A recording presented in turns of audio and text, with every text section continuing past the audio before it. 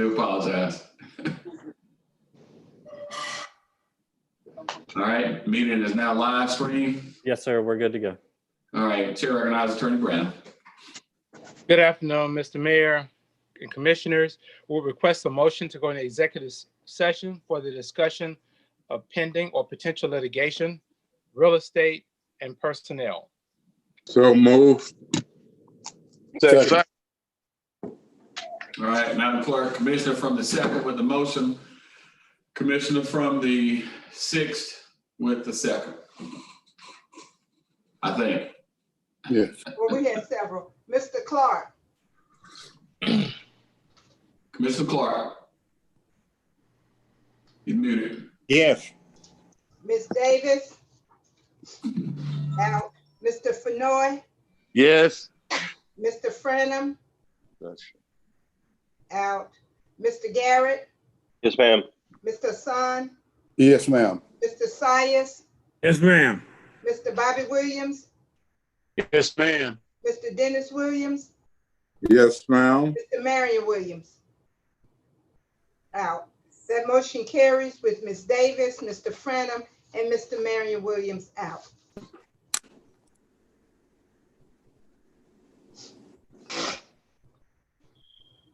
Okay. All right, at this point, we'll transition to closed session, and then we'll reconvene once we're in closed session.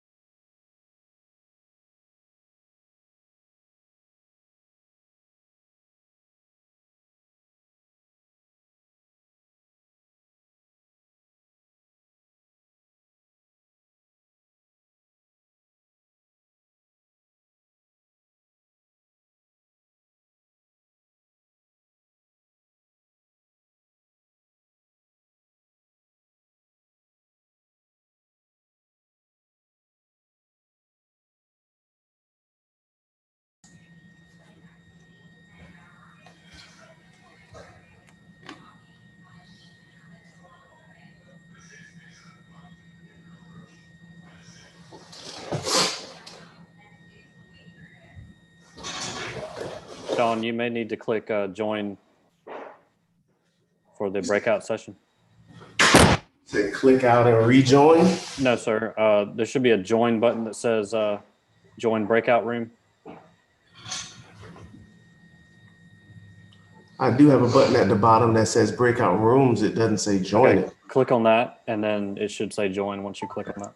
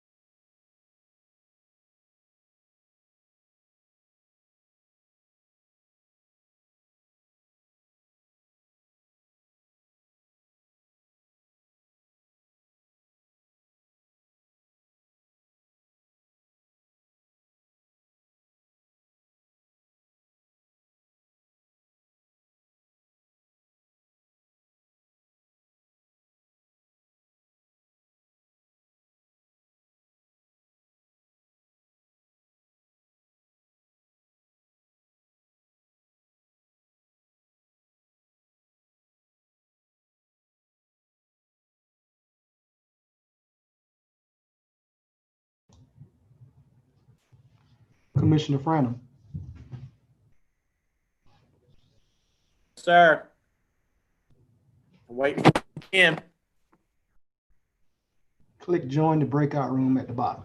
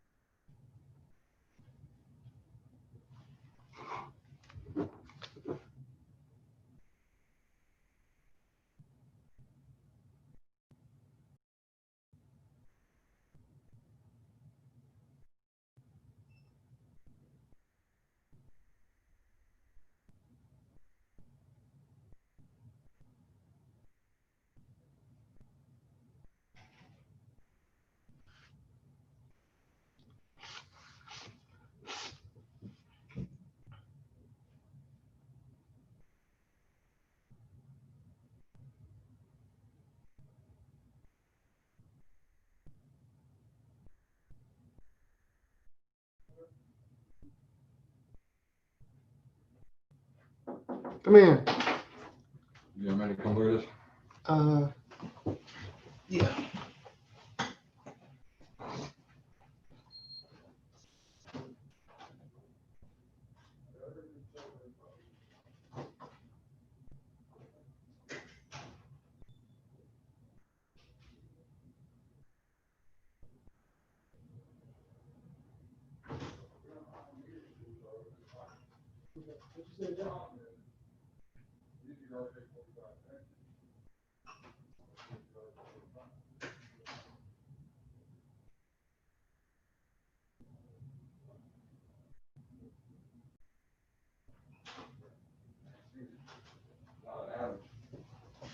It's a PO for every one of them.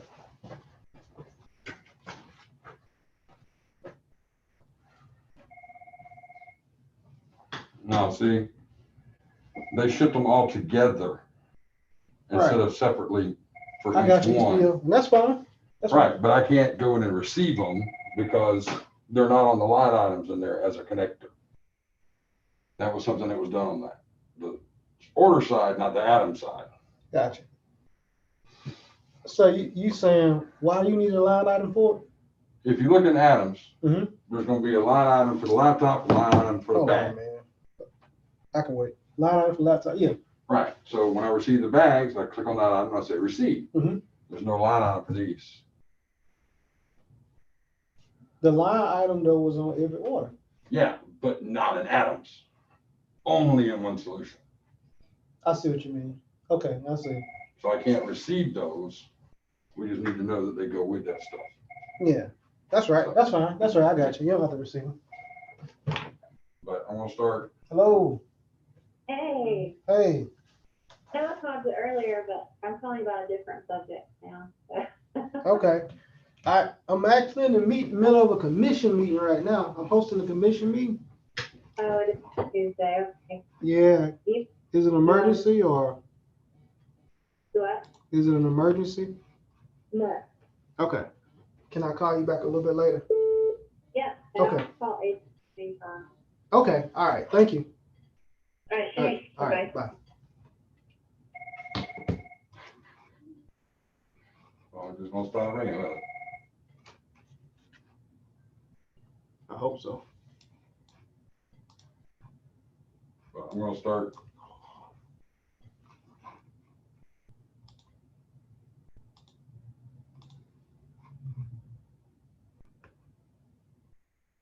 I am now.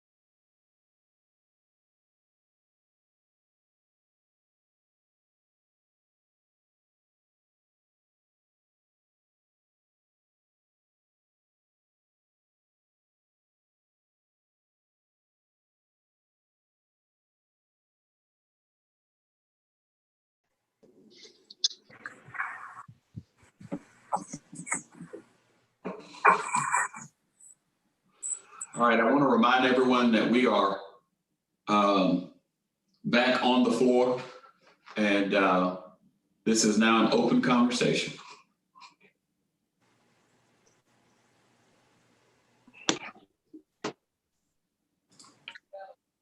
Okay.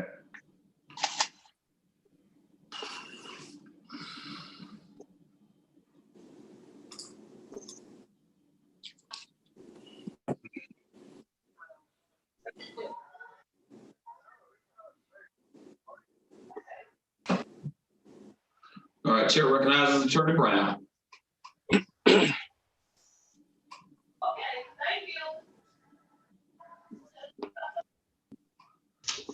If we can have everyone mute your devices.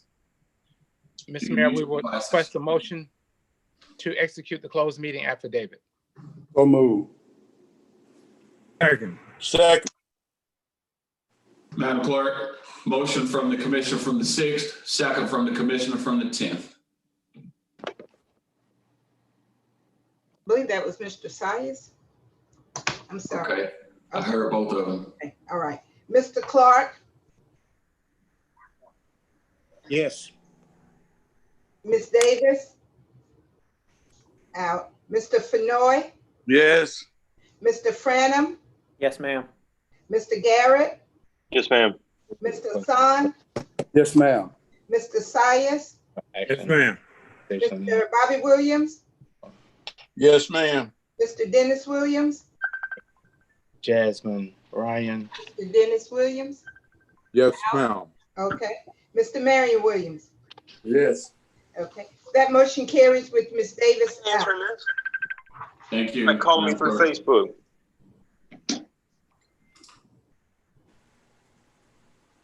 Motion to approve the housing other department. Who facing the book? That's to reclassify the temporary administrative. All right, everybody, just suspend. Administrative. Chair recognizes Attorney Brown.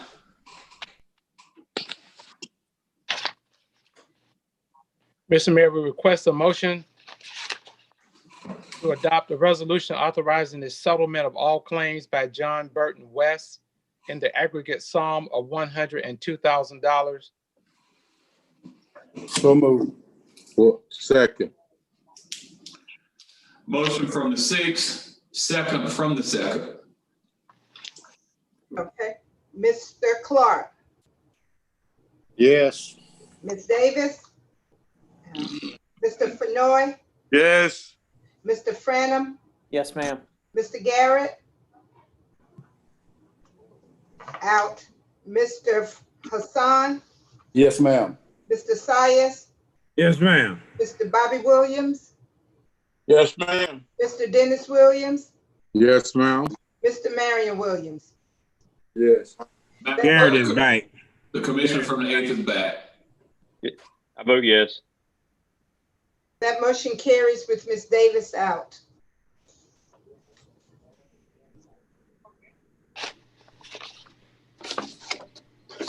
Attorney Brown.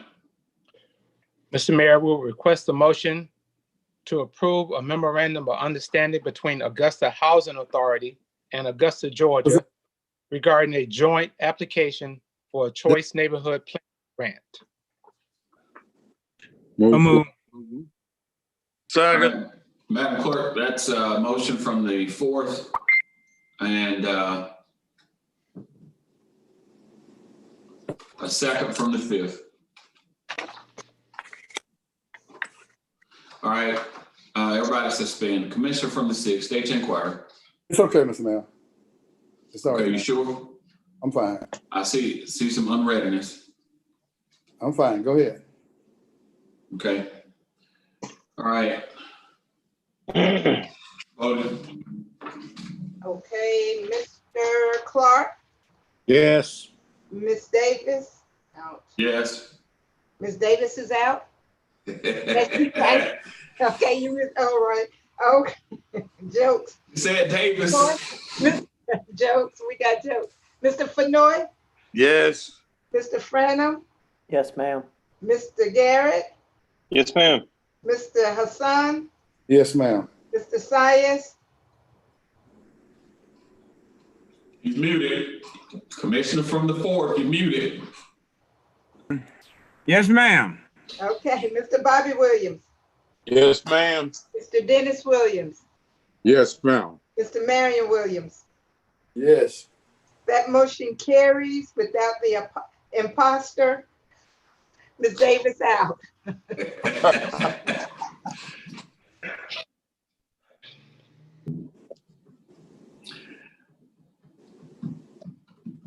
You know, there used to be a great show on CBS called The Pretender. Yeah. Right. That was a group called the Platters that made a song called The Great Pretender. Fantastic. Thank you for that blast from the past, Commissioner Fenoy. Absolutely. All right. Attorney Brown. Mr. Mayor, Oh, Attorney Brown, before you go on, I think the commissioner from the 10th was about to say he even played with him. No, I never played with them. I just know the words to the song. Don't I knew it sing was it. somewhere close to that. Don't sing it. Attorney Brown. I think he just called you old, John. order in the court. Very politely and finesse.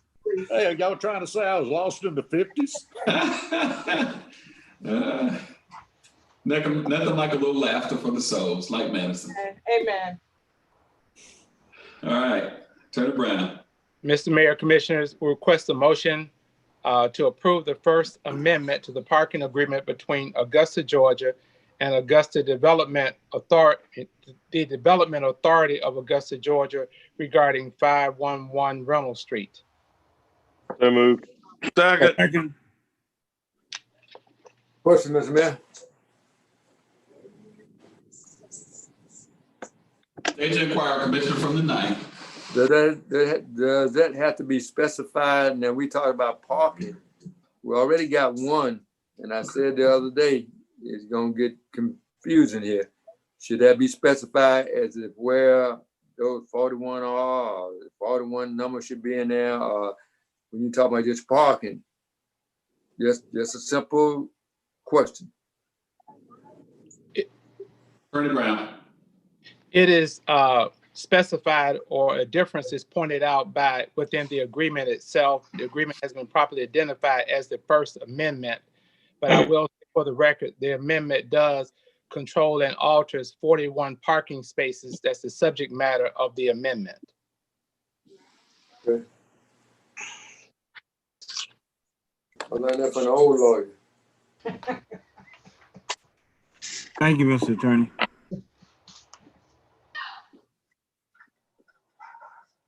Okay, we ready to vote, Ms. May? We are. Okay, Mr. Clark, Yes. Ms. Davis, Mr. Fenoy, Yes. Mr. Frenham, Yes, ma'am. Mr. Garrett, Yes, ma'am. Mr. Son, Yes, ma'am. Mr. Sias, Yes, ma'am. Mr. Bobby Williams, Yes, ma'am. Mr. Dennis Williams, Yes, ma'am. Mr. Marion Williams. Yes. That motion carries with Ms. Davis out.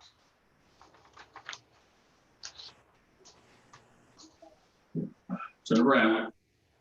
Our final motion for today, I believe, Mr. Mayor, Commissioners, is request a motion to approve the request for personnel action and compensation by the Housing and Development Authority Department, Housing Community Development Department, which is requesting the reclassification of a temporary administrative assistance position to an administrative assistant one.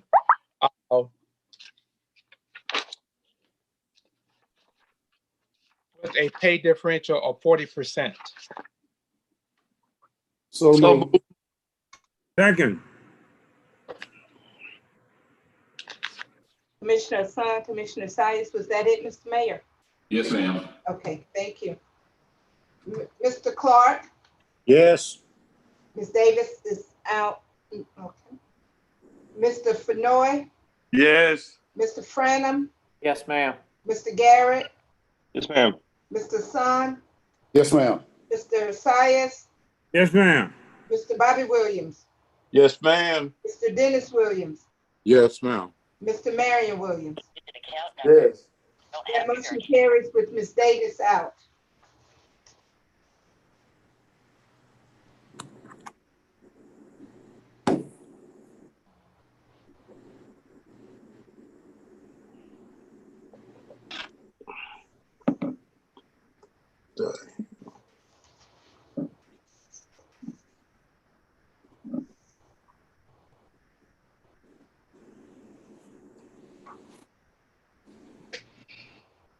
Attorney Brown, is there any other business before us? No, sir. All right, fantastic. All right.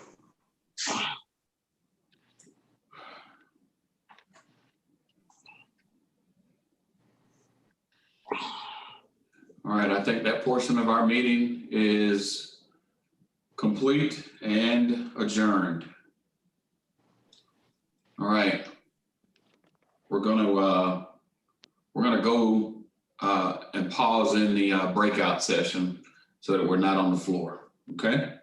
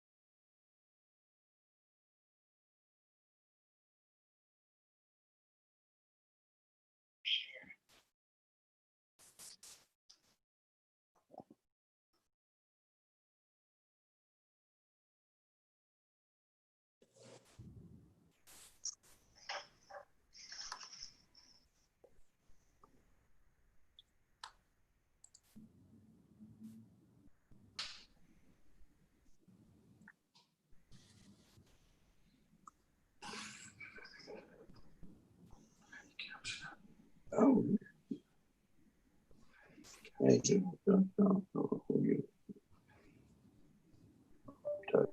we know who Heidi Captioner is?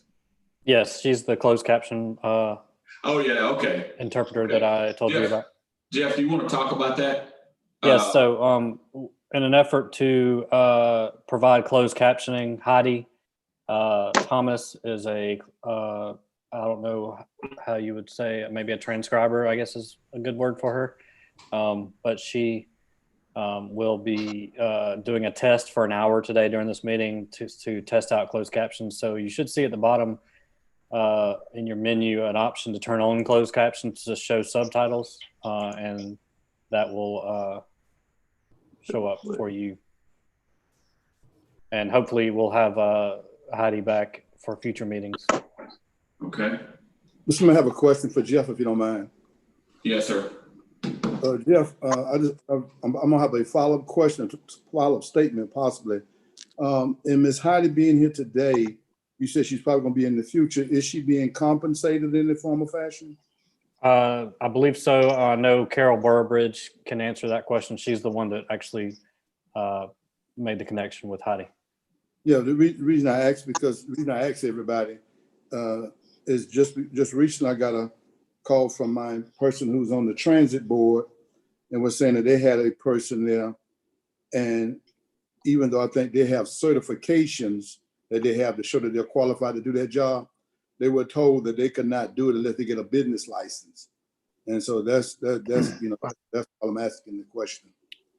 Yes, sir. I think that you're referring to the Transit Citizens Advisory. Yeah, you know. Yeah, that was a discussion, but as far as I know, she is being compensated, and she is a licensed interpreter. So. Yeah. Okay. All right. We're here for the matter of the special call meeting scheduled for 1:45. And at this point, Madam Clerk, Attorney Brown, we're ready to call this meeting to order so we can then move into our next phase of meetings. Madam Clerk. All right. The purpose of this meeting is to consider CARES Act funding deadlines and expenditures, specifically a request from Payne College.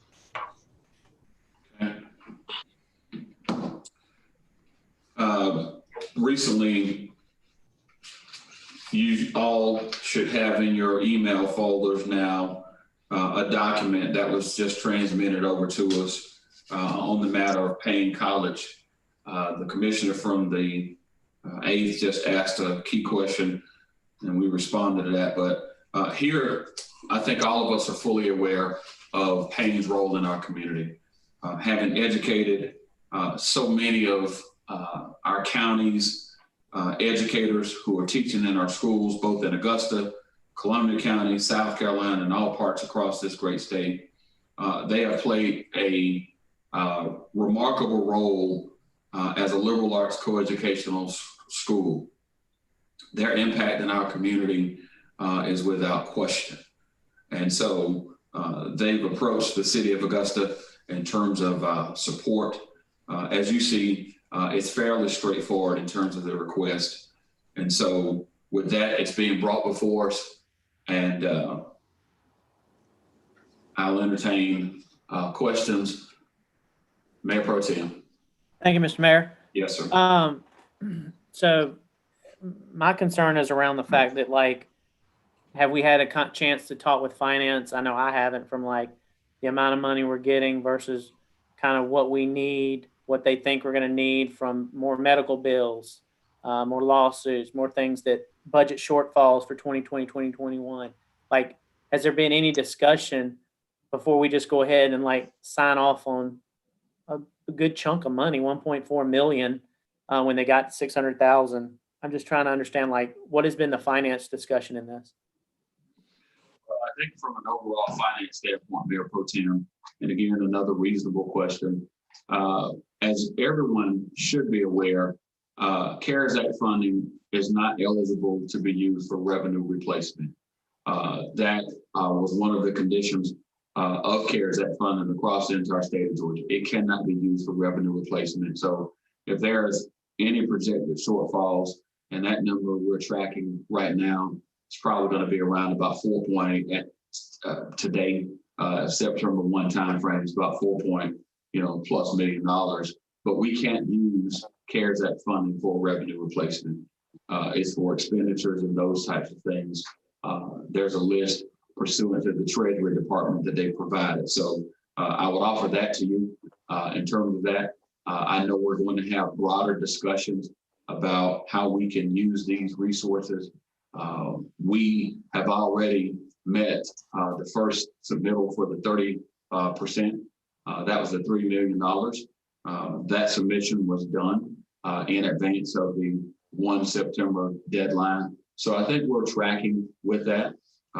We've been approved for the remaining 70%. So we're going to get an additional $7 million, $7.2 million that's going to be used and made available for us. And the commission will once again come together and say, how do we meet the needs of those in our community? And this just happens to be one of those requests that's out there. And it's a real-time request at this point. Yeah, so I didn't even know that that we were going to be receiving the second. We knew there was a good chance of us getting that 70%. But then in the community, the Payne College discussions having, emails and things that I was sent, calls that were, reached out to us. And, I 100% support Payne College, but I mean, for us to go ahead and approve that without even knowing everything where we're going, how we're going, and having a discussion with finance, I would want to have a discussion with them to understand it before we just agree to it today. So, I mean, I would hope that we would have a discussion with finance without voting today for 1.4 million for Payne College. Gotcha. Mr. Mayor. All right, Commissioner from the 5th. Yeah, I want to go ahead and say I want to make a motion to approve, but I want to make this statement that my understanding is that when we put in for the money and it comes back to us, it is our money for us to do what we want to do with it. Correct? Let's say when the 3.3 million came back, that was our money to do what we wish to do with it. Correct? So there's a list that the Treasury Department has said are eligible expenses, and this list that we have here certainly fits within the context of that.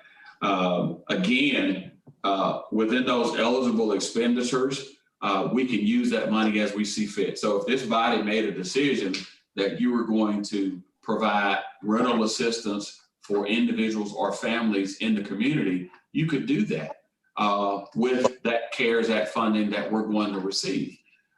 There's a conversation about an agenda item that's going to be debated later in this discussion. And so how we use those dollars is left up to the governing body.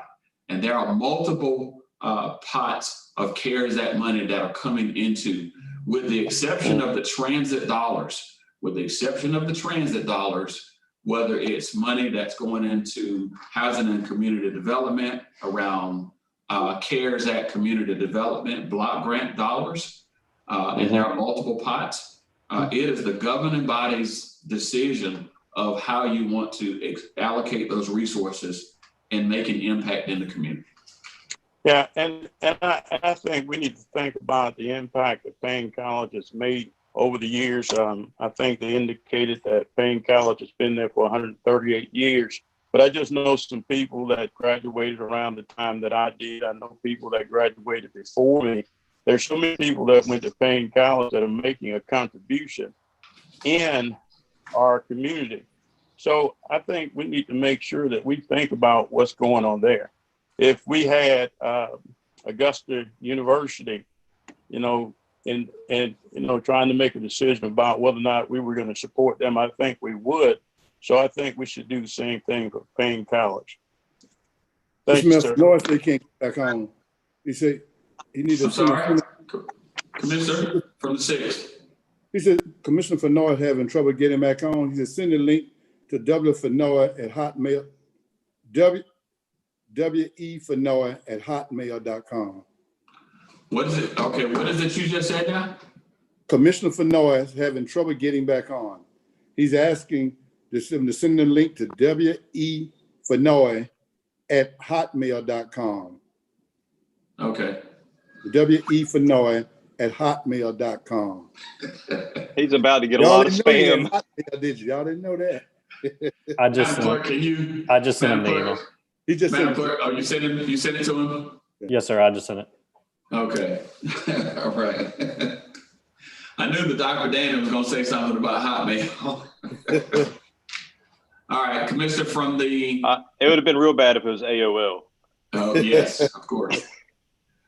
All right, Commissioner from the 9th. Mayor Pro Tem, I'll come back to you. You muted, Commissioner, for the 9th. Thank you, sir. Mr. Mayor, I'm in favor of supporting if we can, if it's legal to do that. I heard that it's our money, but the money belongs to the taxpayers of Augusta when it comes into the city. It don't belong to the commissioners or the elected mayor or the appointed one. I just need to hear from our attorney whether or not it is legal by law to do this. And I heard we can do what we decide to do with the money. I know Payne's a great institution, and I know I want to help them and do everything we can. You and I had a brief conversation about this as well. So if my attorney would step in and sign off on that, then I think we need to move forward. I don't want to suspect anything. I need to know. You need to show me. You need to have something, not necessarily today, but something written that I can see that says that it is a legal move. This is not the first time we've been trying to assist in it's going on for about 10, 12 years. We've been trying to get some assistance. So I just need to hear from my attorney. Attorney Brown. Good afternoon, Mayor and Commissioners. There is certainly clearly a legal way for Augusta to assist Payne College with this $1.4 million from various funds that Augusta have, including but not limited to Augusta Care Act funds.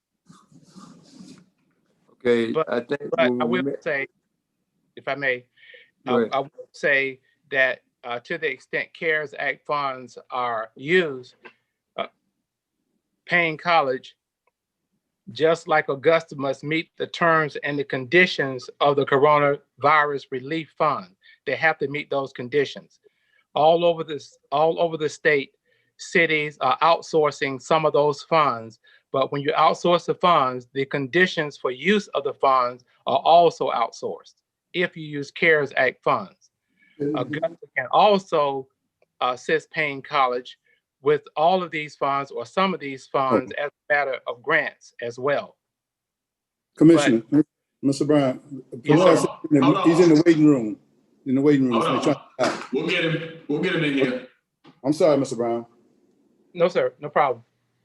Okay, but the answer clearly is yes, Augusta can distribute some CARES Act funds and other funds that belong to Augusta to Payne College. It will be Augusta's responsibility to make sure that those funds comply with the terms and the conditions that are imposed upon Augusta.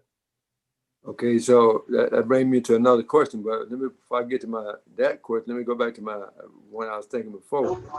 When we met, you explained to us that you were Commissioner from the 9th, can you suspend for a moment? All right, we can get everybody to mute. Okay, all right, go ahead, sir. When we met the other week and talked about this CARES Act and the money was coming, and there was a lot of strange, I'll say, particular situation that had to be addressed. And it was to the point where you, as the attorney, said to us that we could lose our grants, we could may have to pay back money unless we follow those guidelines, those strict guidelines. We were going to be checked and double checked, you said, or something to that effect. Maybe that wasn't your words. But I'm in support, but I want to make sure that we are on solid ground to do that. I'm ready to vote today, but I need to know how we gonna make sure that we don't get the civil guts in a box if we don't have nothing in place to keep everything on the straight and narrow. That makes sense, Mr. Attorney? Yes, sir, that makes sense. The second part that you mentioned about how we're going to make sure it complies, that's up to your administration, but I'm here to answer that legally. Yes, you can distribute these funds, but you're right. You can't just let it go and say, well, we gave it to them. It's up to them to do the right thing. You have to ensure that the people you distribute funds to comply with the terms, which including they must also sign that they will comply with the terms of the grant. Do we have a way of enforcing that?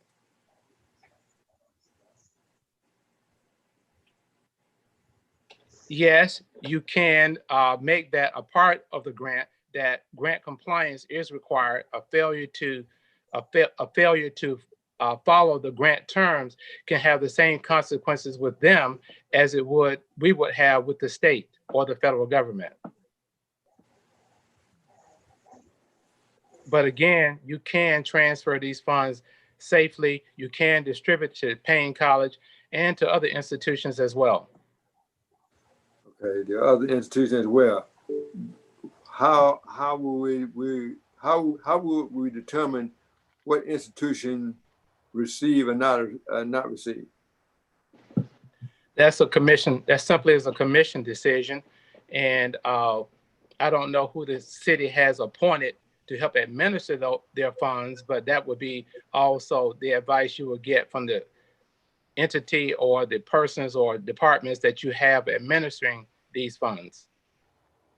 So there's a lot of unsure avenues, I guess I'll say, that we have not addressed yet before we make a vote, because we can't make a vote after that to make sure that things are compliant. So we need to put the wagon behind the horse and not in front of the horse. Is that right? I think it's course I'm not advising to or not, but the commission can make a vote today. It's a matter of the wording of the motion. It cannot simply be a motion. I would advise that it not simply be a motion to approve.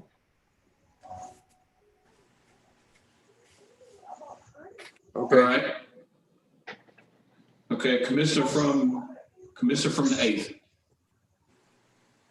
Thank you, Mayor. Yep. In regards to this discussion with our legal counsel, with this being a private school and not being a nonprofit as many of the other ones that we've helped, are there any legal ramifications there, or can we distribute this money as we see fit? I think the key factor you want to look at is not who you're giving it to, it's what it's being used for. Doesn't matter if it's a private, we give it to private businesses. They don't have a public purpose, so to speak. Right. We give it to private owners. However, some organizations are giving it to churches, profit institutions, nonprofit institutions, but the use is what controls. They have to be doing a public good in one way or other to help the public get past COVID-19. I understand. And, looking at the list that they sent us about what some of these funds will be used for, it looks like 200,000 will be for employee retention, which is just another way of employee raises. Is there a way that we can go through their list, since we just received it before the meeting, and, talk with Payne to see which of those issues are really the most important? You can have a vote and still have discussions after the vote. I guess it may not be any need to talk to Payne if you're not going to give it to him, or if you're going to give it to him, it doesn't mean, okay. I didn't say that at all, Attorney. No, Payne College is an important part of our fabric of Augusta. I'm in full support of helping Payne, but I just want to make sure that as we have this discussion, that we're understanding where all this money will be allocated towards, and to see what the ramifications are if it's used inappropriately. Yes, I do. I do agree. I'm simply saying the commission could take that path, or the commission could take the path that it approves the distribution to Payne College subject to compliance with the terms of the agreement as determined by Augusta. Is there a time limit? I mean, I know we called a special called meeting to discuss this issue. I guess another question that I have is, what is the time constraint on making a decision? Today. I just want to also say, if I can, Mr. Mayor, that I just received this at the end of legal meeting. So I don't have all the answers. I just received this proposal, I think, at the same time that all the commissioners received it today. But the if it is CARES Act money, if it is CARES Act money that we use, the money has to be spent by December the 30th of this year. A day after that, that money could not be used. If it is the Georgia CARES Act money. Now, Augusta has other CARES Act money, and Augusta has other money. It depends upon where you take this $1.4 million, if you decide to do that, where you distribute it from. I don't know if the motions on the floor is just to approve the distribution of the money under certain terms, and then Augusta Commission will have time to work out those terms. And also, before I go, Mayor, Commissioner Davis is waiting to get in if Jeff is listening. Yeah, she just texted me, and I don't see what her device is. Okay. Here she is. Okay. She's in. All right, everybody hold on. Everybody hold on. All right, yep, we've got the commissioner from the third in. Thank you. All right. Okay. Thank you, Commissioner Garrett. All right. Okay, I'm going to go in this order. All right, Commissioner from the fourth. Thank you, sir. Yeah. I concur with the assistant Payne College, but I just want to ensure that we are doing it properly. So I'm not making the motion at the moment, but here's what I want to suggest as a motion: that we approve the process of assisting them today with them, with the condition they are bringing back a list that we can get verified by our legal department that says this is the process, what they'll spend it on, and we go from there.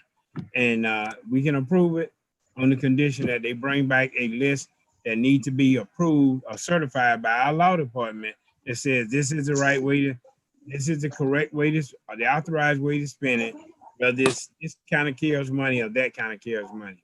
So that's my thought and suggestion as a motion. I'm not making it at the moment because I don't want to try to stifle any questions or debate, but that's what I would like to see put on the table.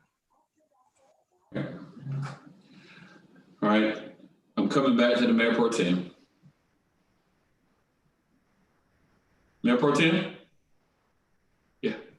Yeah, and I agree with Commissioner Sias. Like, I want to support Payne, but like for us to get this email 15 minutes before a meeting, not know anything about it, not know, you know, and they've supported, HBCUs have been supported across the state, and I want to support them.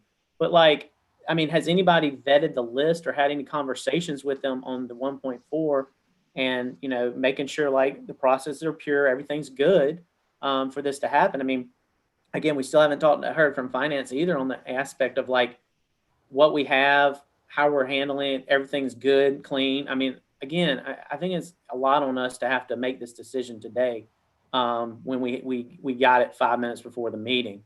Again, I fully support what Commissioner Sias said of vetting it and coming back and giving a recommendation based on all the funds and knowing kind of having a plan. But I think we owe it to this community too, to hear all the, now that it's out there, there's going to be other needs in other communities that might need it too. Augusta Tech, what if they need you know, I think that we just need to have a holistic conversation before we just go and vote for 1.4 million for Payne College today. So thank you, Mr. Mayor.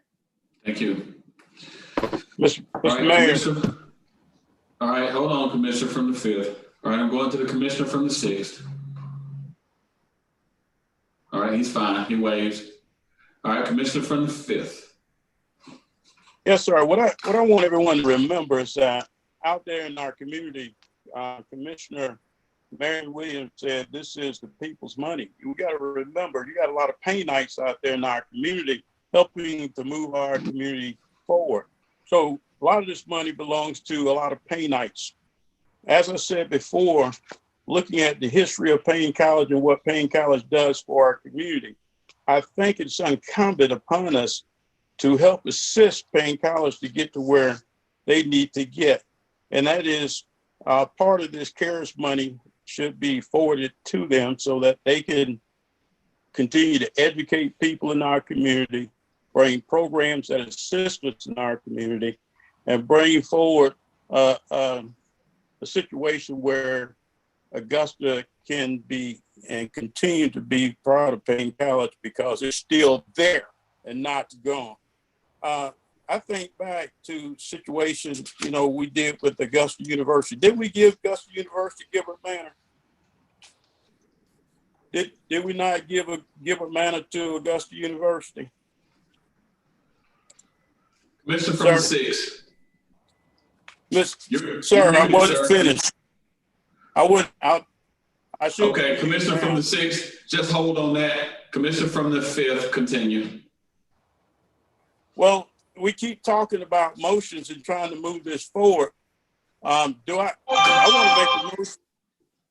want to make a motion that we approve this with the condition that they bring back a list to be approved by our law department. That's a motion. I second that motion. You late.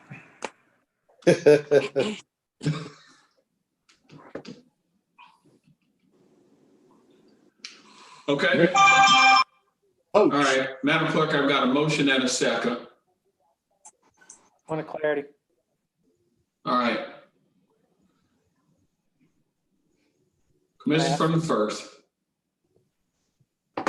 Mr. Mayor, first of all,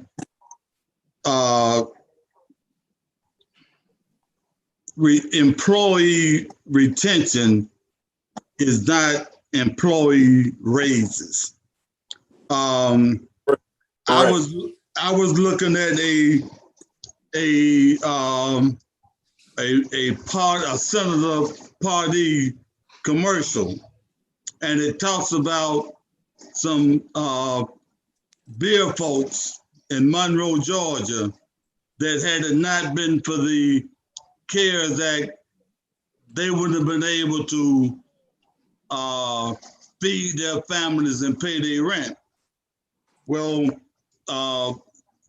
people have families that work and support Payne College, and I don't see any difference in helping them, and I think that we should help them. But Payne has been in the city of Augusta for more than 130 years, and we should do everything we can to make sure that they continue to exist and operate fully. Thank you. I think you've got an opportunity to decide that right now. All right, Mayor Pro Tem, you wanted it back. Was the motion to approve a list, but not necessarily the 1.4? Is that what I heard, or is it to approve the 1.4 million? To approve the 1.4 million, subject to a review of the list as presented. Okay. Approval of the list by the law department, and that way they can make any adjustments they need to make to ensure we in compliance. Madam Clerk, voting. Yes, sir. All right, Mr. Clark. Read the motion one more time, please. Which version? Okay. I'm gonna have to get on the Commissioner Clark because I thought he was stopping to bring lunch, and I see him sitting up in the house now. Hey, the wings are good. Okay. All right. The motion is to approve Payne College funding request from the CARES Act, subject to the review of the law department for $1.4 million, contingent again upon the list being vetted by the Augusta Law Department. Okay, yes. Ms. Davis, No, ma'am, at this time, I'm not ready to move forward. Mr. Fenoy, Yes. Mr. Frenham, No, ma'am. Mr. Garrett, Yes, upon approval by the law department. Mr. Hassan, Yes, ma'am. Mr. Sayers, Yes, ma'am. Mr. Bobby Williams. Is he on, Mr. Mayor? He muted. Yes, ma'am. Yes, ma'am. Mr. Dennis Williams, He's muted. Yes, ma'am. Mr. Marion Williams, Yes, on the condition only. okay. That motion carries with Ms. Davis and Mr. Frenham voting no.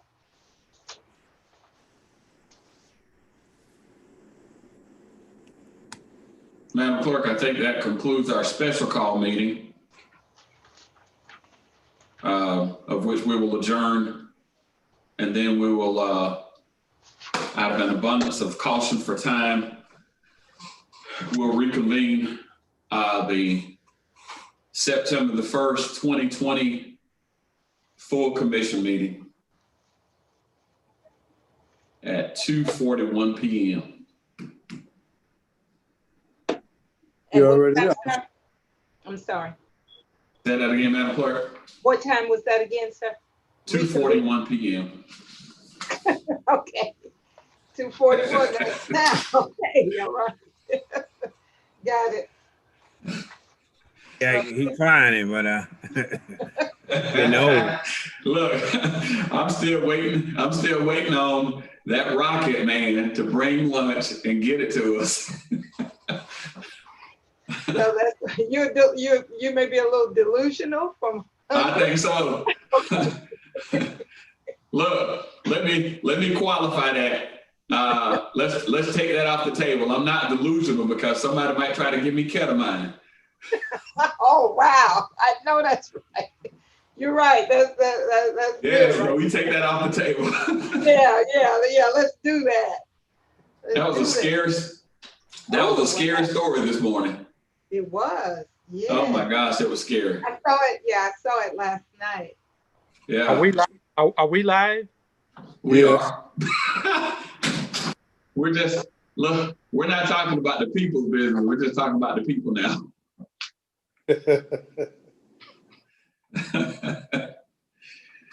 All right. Is that the parliamentarian calling us out of order? Trying to.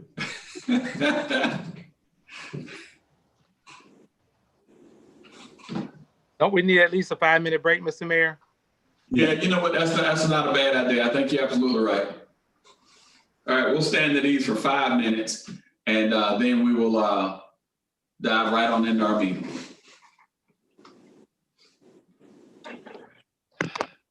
What happened to your beard, Mayor? It's growing back. It's growing back. I'm trying to catch up with you. It's growing back. You know, they got that stuff you can put in it that'll cover the gray. But what it, yeah. but what it does when you cover it up, yeah, you just look like a young man with some kind of disease or something. It'll make you look bad. Oh my goodness. Hey, I earned all these gray hairs. You and I both. You and I both. All right, we're going to go to the breakout area for just 5 minutes, just so that we're not on the floor having conversation.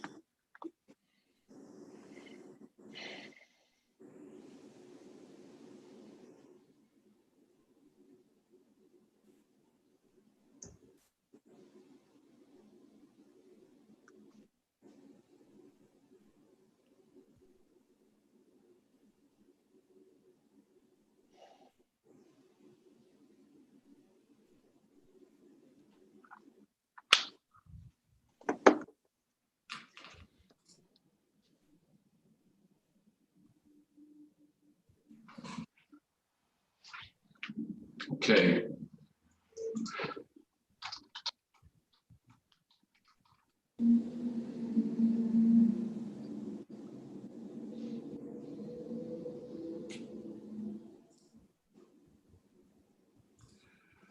All right. We call this September the 1st, 2020 full commission meeting to order. Chair recognizes Madam Clerk. Yes, sir. We will have our invocation today by District 8th Commissioner, Commissioner Brandon Garrett. After which, would we please stand for the Pledge of Allegiance, will be led by Commissioner Sammy Sias. Thank you. Let's pray. Dear Heavenly Father, thank you for this day that you have given us and for this opportunity to come and serve our great community. Lord, I pray for the city of Augusta and for the leaders within it. Lord, I pray for those that seek to divide us. Lord, I pray that somehow we will find unity and be able to work together to push Augusta forward. Lord, I pray that you'll be with our meeting today. Help personal feelings not to get in the way of the business before us. And in Christ's name, amen. Amen. Amen. Commissioner Sias. To the flag of the United States of America, and to the republic in which it stands, one nation, Under God, God, indivisible, indivisible, with liberty and justice for all.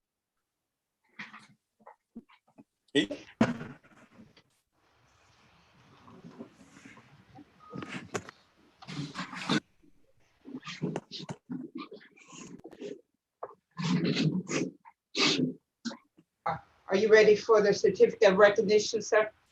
Yes, ma'am. Okay. Office of Mayor Hardy Davis Jr., the City of Augusta, certificate of recognition presented to the National Polycystic Ovary Syndrome Association. On behalf of the City of Augusta, it is an honor to recognize the National Polycystic Ovary Syndrome Association Awareness Month in Augusta, Georgia. PCOS Awareness Month provides an opportunity to improve the lives of girls and women. Through efforts of the PCOS Challenge and advocates around the country, the U.S. Congress officially declared September as Polycystic Ovary Syndrome Awareness Month. Your commitment to ensure the health and wellness of girls and women through research, advocacy, education, and awareness is unparalleled. We wish you great success and recognize your public awareness. Given under my hand this first day of September 2020, Hardy Davis Jr., Mayor, City of Augusta, Georgia. Thank you, Madam Clerk. I appreciate that. This is an issue that we want to bring awareness to in the City of Augusta. PCOS affects up to 20% of women, and that's one of them, and is one of the most underserved areas of health, with 50 to 70% of women with PCOS going undiagnosed, untreated, and unsupported in this country. It is a serious genetic, hormone, metabolic, and reproductive disorder that can lead to lifelong complications, including psychological disorders or psychosocial disorders, obesity, cardiovascular disease, type 2 diabetes, endometrial cancer, and other serious life-threatening conditions. And so on today, we want to recognize this organization and light it up teal for PCOS Awareness Month. Thank you so much, Madam Clerk.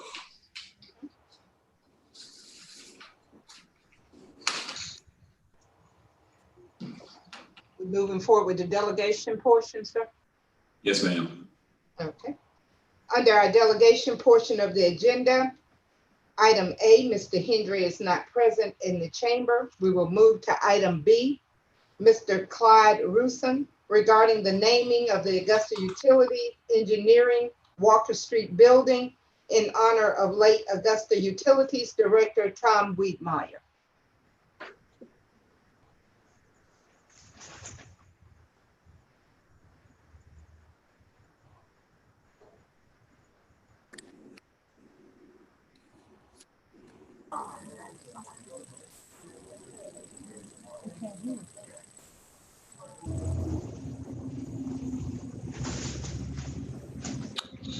Mayor, the public is in the room now.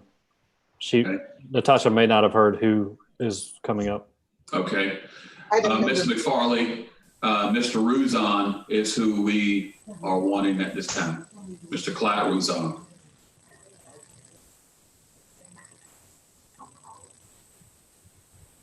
Can you hear me?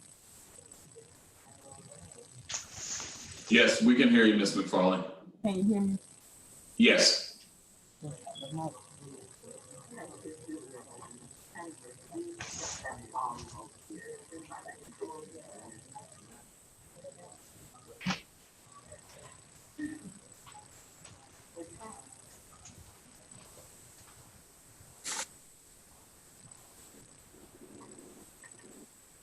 Mr. Ruzon?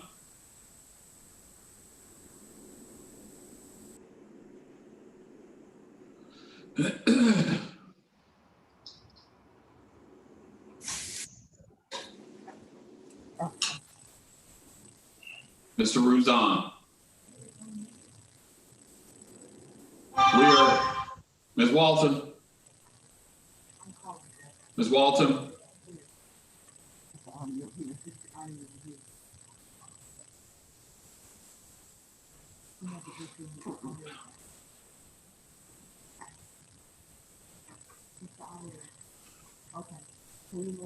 Okay.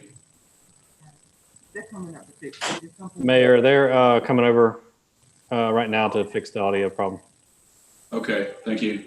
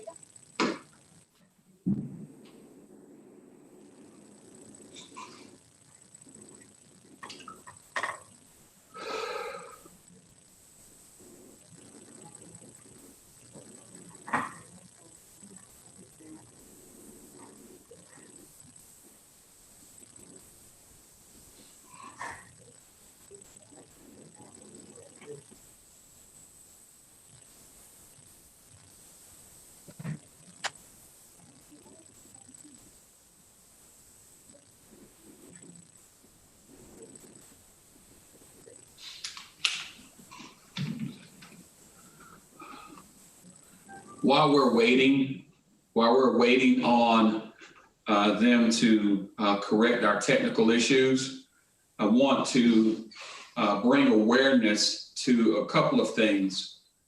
This weekend, as you all know, is Labor Day weekend.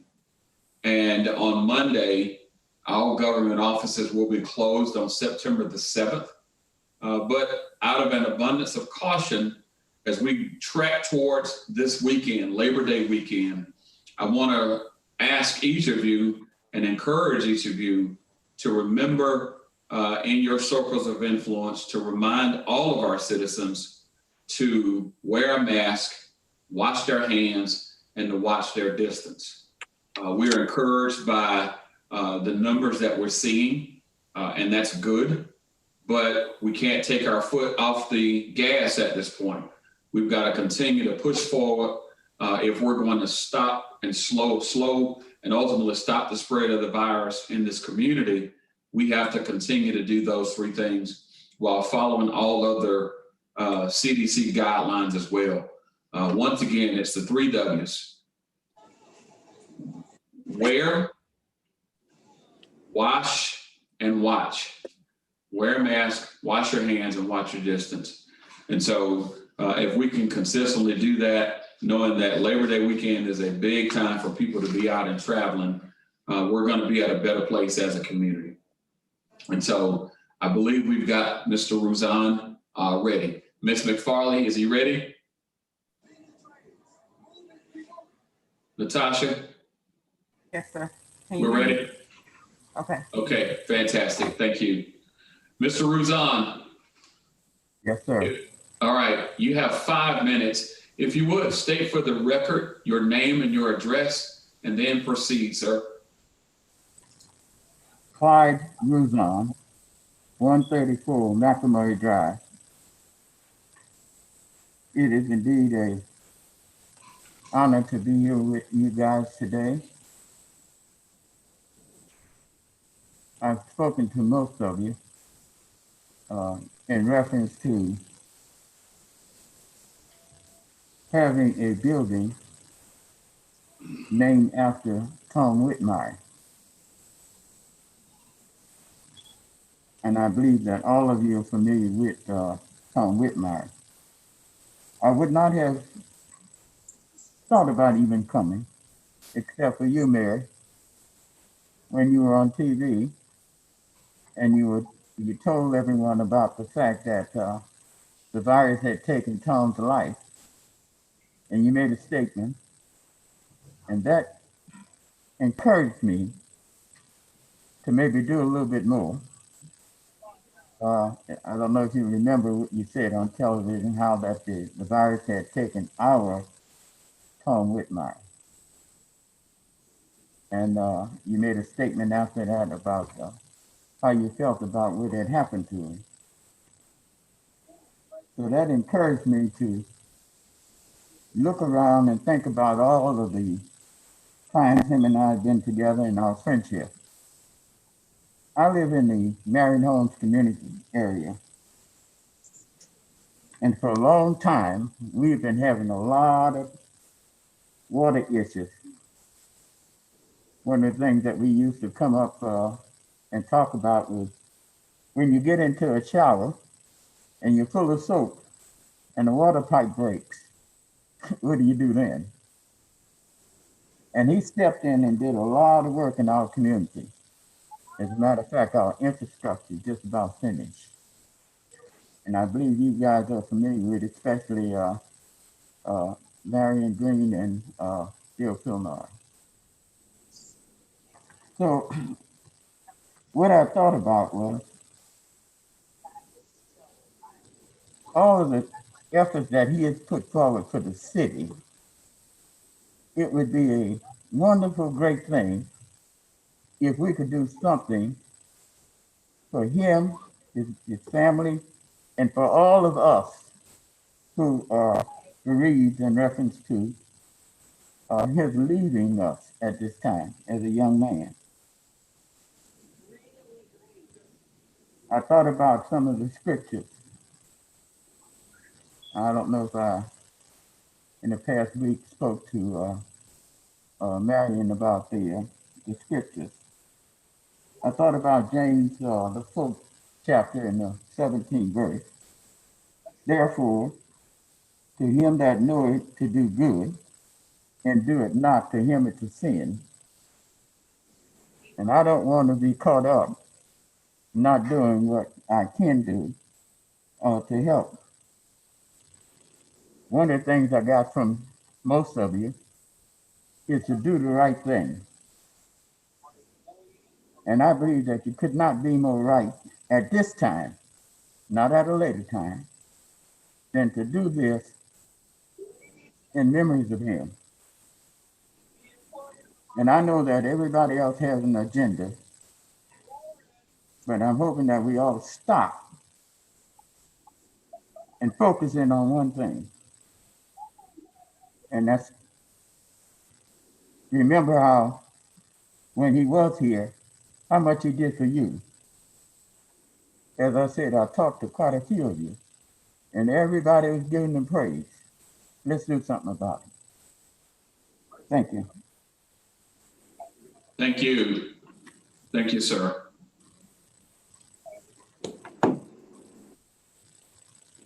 Okay. May I say just one more thing? You know, this could happen today.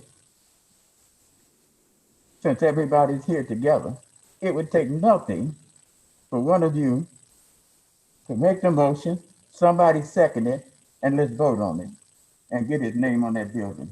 Thank you. Thank you. Chair recognizes Commissioner from the first.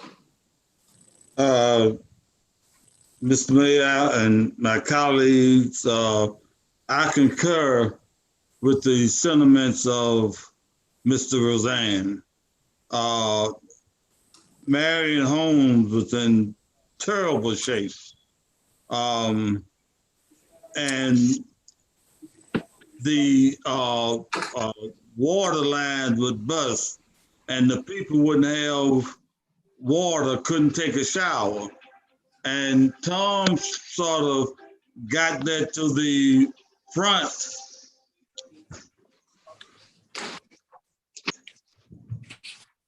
Tom sort of moved that to the front of the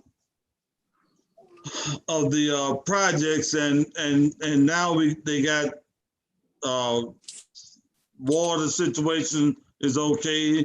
The streets are paved, sidewalks, and Tom has been very responsive to the people of Marion Homes and also the people of Augusta. So at this time, I'd like to make a motion that rename the building on Walker Street after Tom Wiedemeyer.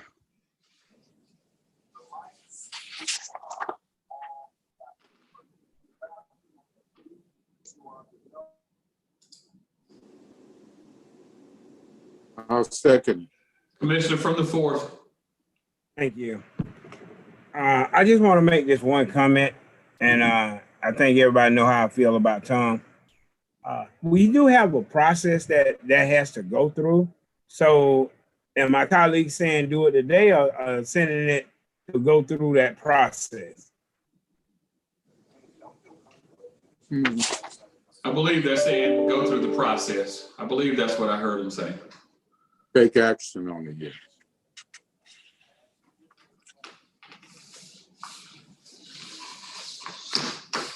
If that's what his motion is, then I can support it, but it has to be to go to that process to find out if it can be done. So I want to remind everyone that Madam Clerk just recently sent out an email with that information in it. So everyone should have that of what that adopted process is for building namings. And again, I believe that's what I've heard the commissioner from the first and the second indicating that they want to move forward with going through that process regarding naming the Walker Street building after Tom Wiedemeyer. That is correct. Okay. All right. Okay. Anyone else? All right, Madam Clerk, continue. Mr. Clark, No. Ms. Davis, No, ma'am, not at this time. Mr. Fenoy, Yes. Mr. Frenham. See you out, sir. He's out. Mr. Garrett, Not at this time. Mr. Son, Yes. Mr. Sias, Yes, ma'am. Mr. Bobby Williams, Yes, ma'am. Mr. Dennis Williams, Yes. Mr. Marion Williams. Is he out, sir? He is here. He's muted. He's coming. Okay. Yes, Ms. Bonner. That motion carries with Mr. Clark, Ms. Davis, and Mr. Garrett voting no, Mr. Frenham out. Again, that's to go through the process regarding naming. Okay. Our next delegation, item number C, Ms. Ronick West, regarding equity and prosperity for the underserved community.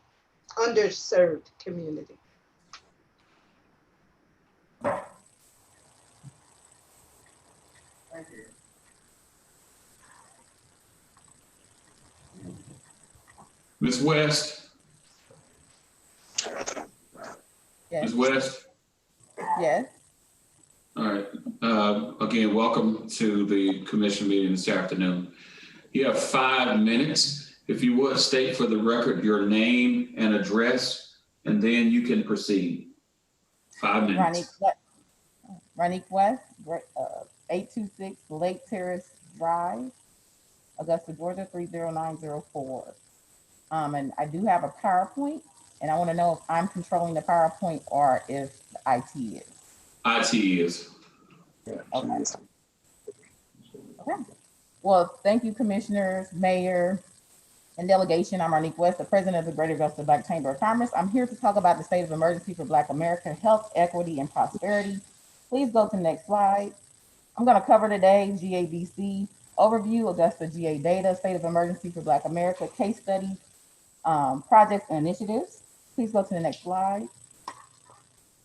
Please go to the next slide. Okay, just really quickly over the overview for the Greater Augusta Black Chamber of Commerce. We have a growing membership, over 1,000 attendees at past events, combined views of virtual workshops over 100,000 views and events, roundtables, business tips, and over financial literacy. We also hold several annual events as far as the pitch competition, business and economic panel, and everything else you see in front of you. Please go to the next slide, sir.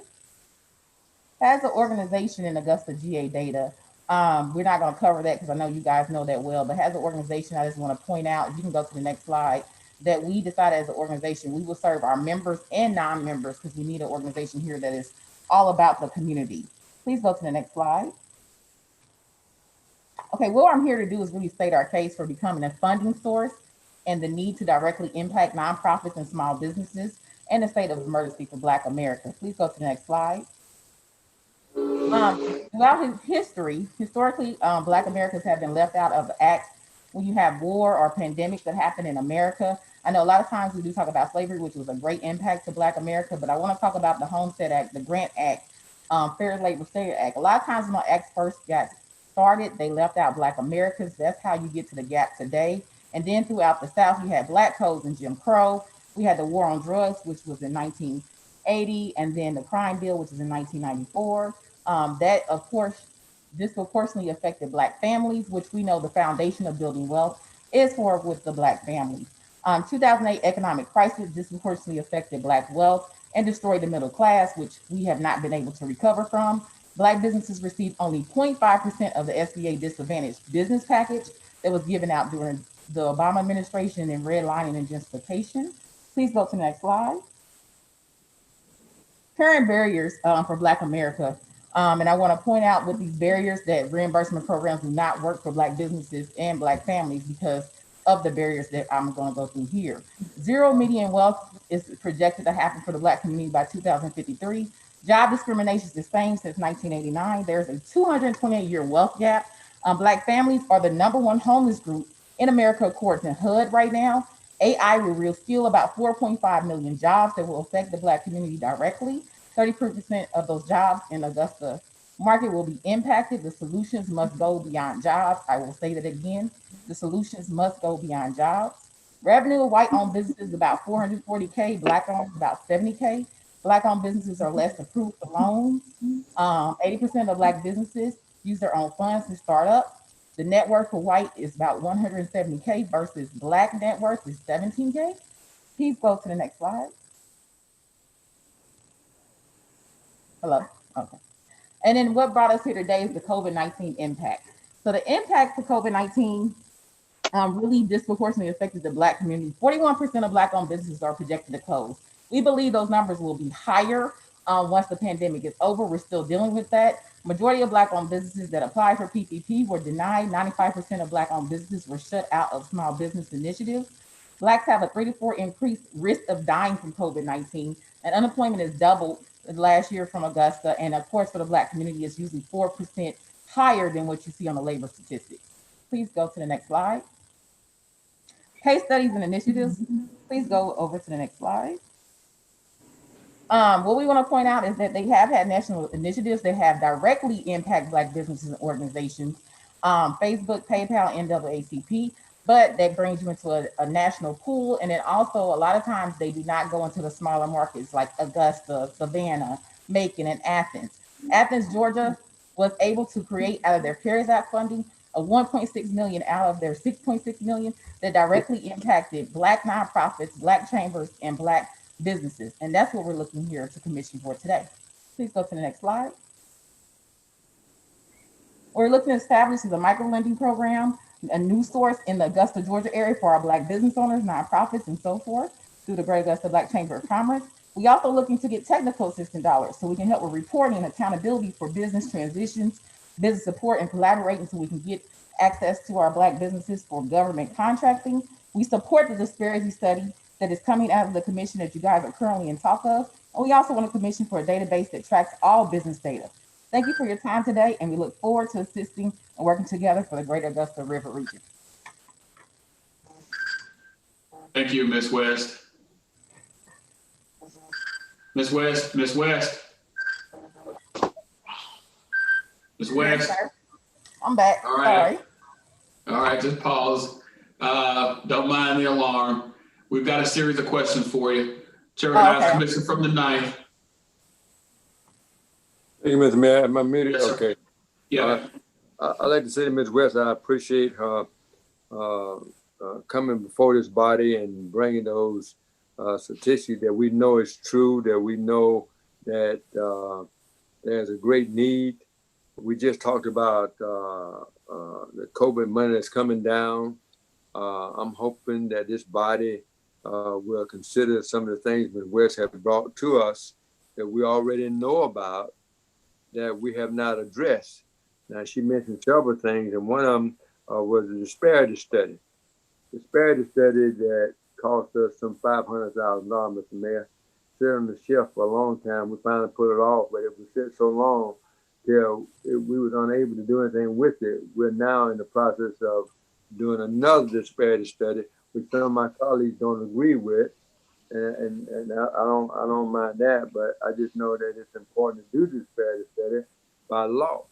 I brought that issue up several times. Disparity study have proved that Augusta, Georgia was discriminating against women and minorities. We have not addressed that. We have not talked about that. We act as if it's went away by itself. With this Black Lives Matter and all lives matter, I get that. But it's been evident here lately that the mistreatment of people have not always been fair. And so I want to say to Ms. West again, I certainly appreciate her coming before this body. I think she needs to continue to come before this body and continue to update this body on what the Black Chamber is really all about and what they're doing. As so many of us don't have an opportunity to hear that information she just put out today. But with this CARES Act, the COVID money that's coming down, I'm hoping, I'm going to be advocating that we do something to assist versus trying to find a need, knowing there is a need, knowing there has been some neglect for many, many years. Now, I can talk on this all day. I'm gonna let it go right there, Mr. Mayor, but hopefully Ms. West has not come in vain, that she'll remind us and keep us reminded of how important her slides is. Thank you, Ms. West, again. Thank you, sir. All right, thank you. All right, Ms. West, thank you. Nobody got no questions, man. Everybody's satisfied. Everybody understand that. Everybody. You know, all right, Commissioner from the 10th. Hello, Ms. West. How are you today? I had the opportunity to have a lengthy conversation. I'm back. I'm back. Okay.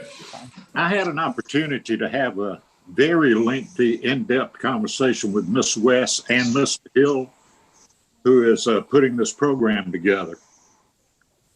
And I would just like to say that the program that they presented was very precise in what they intended to do and what they would like to do among the community, even to the fact of the monies that they're going to be giving out. And I think this is important for everybody to understand.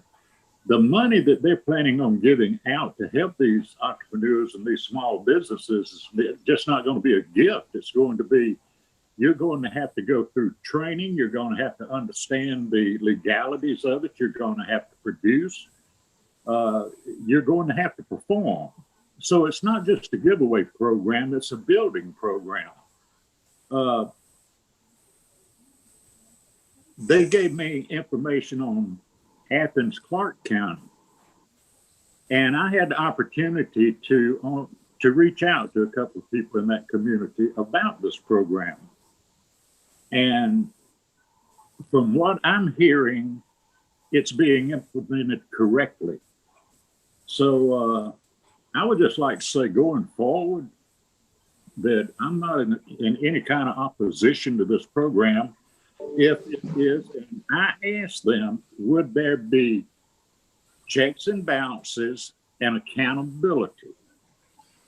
And they equivocally told me yes. And I trust what they say. So going forward, I don't have a problem with this program. I just like to see if we can do something with it. That's all I've got to say, Mr. Mayor and Ms. West. All right, fantastic, thank you. Chair recognizes the Commissioner from the 2nd. Yes, Mr. I'd just like to endorse. Can you hear me? Yes. Oh, okay. I'd just like to endorse Mrs. West's presentation. The program that she's speaking of and my colleague through Athens, Clark County. It's a real good program, and it also will help the city to get and become aware of and find out about a lot of our small minority business owners and nonprofits. And that program will give an opportunity, I believe, to help a lot of the small nonprofit and organizations that normally don't receive any type of reasonable funding. So it's something I agree with my colleague from the 10th that we should look at and see how beneficial we could be to the organization and the organization to Augusta, Richmond County. Thank you. Thank you. Commissioner from the 1st. Mr. Mayor, if either one of my colleagues want to put that in the form of a motion, I'll second it. So move.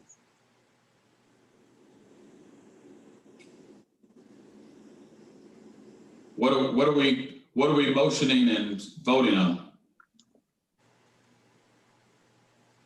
Commissioner from the 1st said put it in the form of motion, and I put it in the form of motion. Now, I don't know, Ms. West had brought a good program. First of all, I think the scarce money coming in. We need to make sure that we use whatever we can to promote this this entity, the Commission from the 10th, just talked about what a good program and how it was vetted, how he agrees that it's a good thing to move forward with.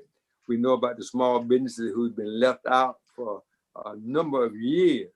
We know about the number of businesses that have been closed down who didn't get any assistance, have started with their own $2. So my motion is to use whatever money that the city have gotten to help Ms. West in this venture to move this forward. I don't think she come just to get us the information. I think that we ought to look at how we can assist in promoting that at this day and time. That's my motion. Okay. All right, I'm going to ask a question again because I'm not quite sure you fully articulated a motion around any particular action. So let's get some more discussion before we go there, and then I'll weigh in at that time. All right, I'm going to the commissioner from the 8th. Thank you, Mayor. Well, I guess part of my question is going to be what you were asking exactly. What is the motion on the floor? Are we suggesting allocating $1.6 million to the Black Chamber? Is that what the motion is, gentlemen? I can second that. I don't know where 1.6. No, well, you know, if you listen to her presentation, she said Athens put 1.6 million out of their allocation towards that. So that's, you know, I'm just trying to get some clarity here. Well, we got this money that's coming in now, and I think this is the right time. We talked about other agencies that need funds. This agency certainly needs it to make sure that they get implemented, the things that have been neglected. See, it's hard to catch up. That's the first thing. And the longer we get behind, it's going to be even harder to catch up. So I have the floor still. I know that okay, you got okay, what did you finish then? I thought you waiting on my response, but what did you finish? I was just trying to get a dollar figure. All right, so let's suspend on dollar figures, etc. Okay, Commissioner Garrett, if you, yeah, I know you got more. So Commissioner Garrett, if you'll just yield for a moment, you do have the floor. Ms. West, you've given a presentation. What are you directly requesting of the Augusta Commission? To look into what Athens Clarke County did for the CARES Act. They did have they had 6.6 million for their CARES Act funding. What they did was they allocated 1.6 million directly to the Black community. They gave to their nonprofit, to their Black Chamber organization, which is Northeast Georgia Business Alliance, which we work together throughout the Southeast. So we're a coalition of chambers. So we're not just working for this to happen in Augusta, but we're working for a coalition to make sure it happens in every city from Savannah to Beaufort, Black Chamber of Commerce, Macon, and so forth. But they gave $500,000 to start their fund in Athens Clarke County, and then out of the other portion, they gave to other entities that were Black-led, Black-founded, that are doing dynamic things in the community with low budget. And so that's what we're looking to do, because this is not taking money from any other organization. This is an opportunity to start a new fund program in Augusta, Georgia, which we know is greatly needed from a diverse group that can get the funds in the community with reporting and accountability and technical assistance and mentoring behind it. Beaufort Black Chamber of Commerce, which is a CDF, they've been open for over 20 years. They were a microlender in 2011, and they are CDFI. They sit on our board and helped us get started in Augusta. That's why you see the Great Augusta Black Chamber of Commerce moving as it is. Microlending has always been one of the programs we wanted to start since 2017. And with the pandemic and all the work we've done since March to help business owners and everything, we were like, we have to get a microlending program established in Augusta. And we see the opportunity through the CARES Act funding, just like Athens, Georgia was able to do for their community. So that's what we're asking for Augusta to do as well. All right, so let me do this. I think this is probably appropriate where I can weigh in at. Commissioner from the 6th, I do see your hand. What Ms. West is, again, coming to present and articulate is important. I don't think there's any question. The commissioners from the 1st, the 2nd, and the 9th have registered that level of concern and interest. I think what needs to happen, again, I I would encourage the commission that if there is a motion to do anything, it is to engage Ms. West and the Greater Augusta Black Chamber of Commerce with reviewing what the city of Athens, Clark County has done, particularly what they've most recently done in concert with Winterville. I spoke with Mayor Kelly Gertz on last night, a very dear friend of mine. We've talked about a number of initiatives that they have rolled out in terms of using the CARES Act funding early on with this first round or 30% money. They've done a number of things, which is what Ms. West is generally referring to. And as a result of that, they entered into an agreement with the city of Winterville, which is adjacent to them, to build capacity. The presentation that she just gave, particularly with regards to one of our last slides around projects and initiatives, that talks about directly what it is that they hope to be able to accomplish going forward as an organization. I think that those are appropriate steps and or actions to be taken. And so what I would offer to the commission, particularly in light of this request, more importantly, it's not so much a request, but a delegation. You've got item number C, you've got item letter E, and the gentleman from F has waived and will perhaps come back at another time, but you have item E as well. But if you take a step forward and go to the commission agenda, there is a discussion under item number 11 that probably is a complementary item. That item was asked to be deleted once we get there, Mayor. Okay, right. And so that's fine. But I think that what should happen, absent using the term subcommittee, absent using the term task force, I think it will be appropriate for us to take items C and E and have a broader discussion. I would also offer to Ms. West that most recently, we've worked very closely with the Kauffman Foundation. The Kauffman Foundation is probably the nation's foremost organization in terms of working with communities to build capacity, to build entrepreneurs.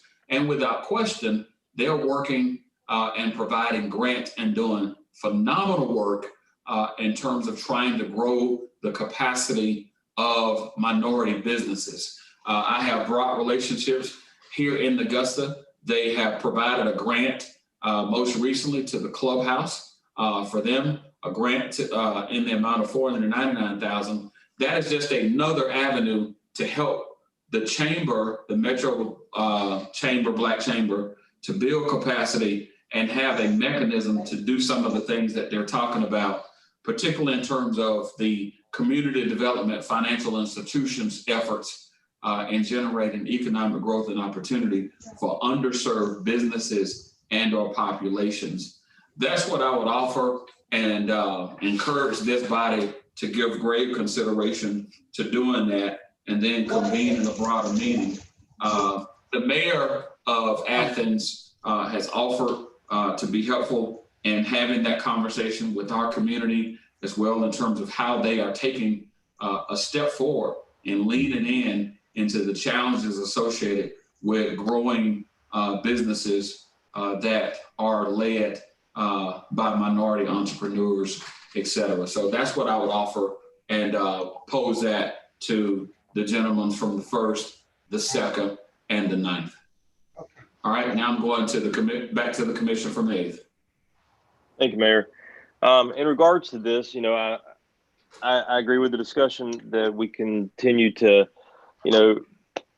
help those in our community that do need it. But I do want to caution my colleagues that before we go giving away all the CARES Act funds that are coming into Augusta, we need to make sure that Augusta is in a good financial position to take care of all of her citizens.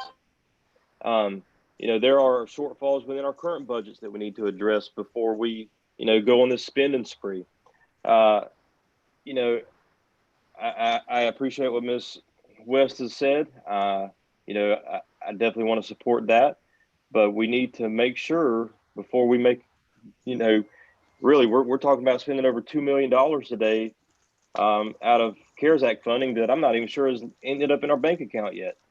So before we go spend all the money that's coming our way, we need to really, hit the pause button and make sure that we have the proper accounting practices put in place, as well as the legal ramifications for how we can allocate this money. All right, I'm going to the commissioner from the 6th. Thank you, Mr. Mayor. Mr. Yes, Mayor, I agree with staying on point, exactly what Ms. West asked of us, to seriously take a look at what she's offering us and working with the city of Athens and looking at what Athens is doing to get more information and find a way to support her, as well as also we got to look at CARES Act 1. As I understand it, we got the 30% in hand. The 70%, as I understand, we've been approved for that, as we've heard much earlier today. So pretty much we have done what we need to do with that money. And I don't know when CARES Act 2 is going to come, which we anticipate. I don't know how soon that's going to be, but we look forward to doing further allocations in that, because in the ones we do need to do some things to tighten ourselves. We've already reached in that today, potentially, based on what we did much earlier. But I do look forward to supporting Ms. West in terms of what she's doing, and also honor her request. Like, a request simply was to ask us to, hey, take a look at what I'm doing, a serious look, give us your time, look what Athens Clark is doing. At the same time, but I do have a question for Ms. West for clarity, Mr. Mayor, if you don't mind. Please do, go ahead. Ms. West. Yes, Commissioner. Can you hear me? Yes, Yes. ma'am. Ms. West, how you doing today? I'm doing okay. Great, I have one question. When you went back to the $1.6 million, you done a breakout of $500,000. What happened to the $500,000? The 500K was to set up the new micro lending program, which is what we want to establish in Augusta, Georgia. So it's not as if the organization they're keeping apart for technical assistance, and then the other portion, of course, would be micro lending, a revolving loan program, a guaranteed grant program, and a guaranteed loan program that includes that mentorship piece, that classroom piece that we're talking about through Money Smart, and that piece of reporting back to the commission and delegation what those businesses were able to do with those funds with the assistance from that local organization. The other portion was then divvied out to the community, to other nonprofits and business owners that they found doing dynamic things with little to no budget. But in the very same community, right? Yes. Because I thought I heard you saying surrounding counties. I heard the mayor say something earlier about an adjoining. Yeah, I think the mayor has talked to the mayor in Athens, Georgia, from my understanding, if I clarify that, and they have a agreement with another town that looks like maybe they're kind of making sure those efforts are felt throughout the community and reaching outside of also the Athens, Georgia area to make sure that initiative does impact that greater community, which of course we're totally on board to do whatever areas you want to do. What we want to do as a chamber is we want to we're doing a project where we're already getting district max set up. We're doing stakeholder meetings. We want to understand how to impact each district, and then really get into those districts. And we're hoping to have the delegation from Augusta involved in that. Okay, well, then, Ms. West, for the record, once again, I fully support what you're doing. And if I do want to honor what you've asked us to do, be more specific, do exactly what you do. Give us time to look at what you're doing and find a way to be of assistance to you. And that's what's going to be my motion, to honor her request today before there may be a substitute motion at this time. Yeah. All right, thank you. I think again, if we be prepared for that, Commissioner from the 6th. It may be necessary, but it may not be. Okay. Just depending on how they respond. All right, so I've got the Commissioner from the 2nd. His hand was up.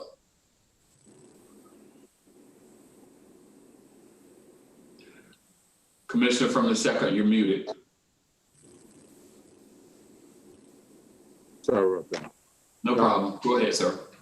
If my colleagues would agree, I would suggest that we would get together with Ms. West, because the program, she has the whole program already written out, steps, tracking, justifying, improving the disbursements of funding and all of that. And I believe if we sit down with an opportunity to look at her package and address all the issues that we have there, it'll be more productive than each of us coming up with a question this afternoon, whereas we could have all the material in front of us and it'll be an easier decision to make.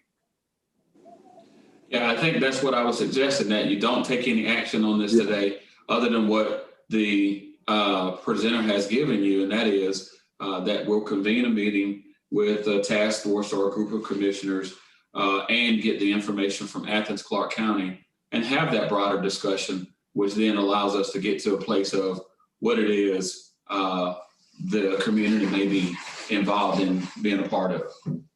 Okay? Thank you. All right. Mayor Pro Tem. Thank you, Mr. Mayor. I actually met with Ms. West, had a great meeting, and I agree with Mr. Clark on John Clark on what he said.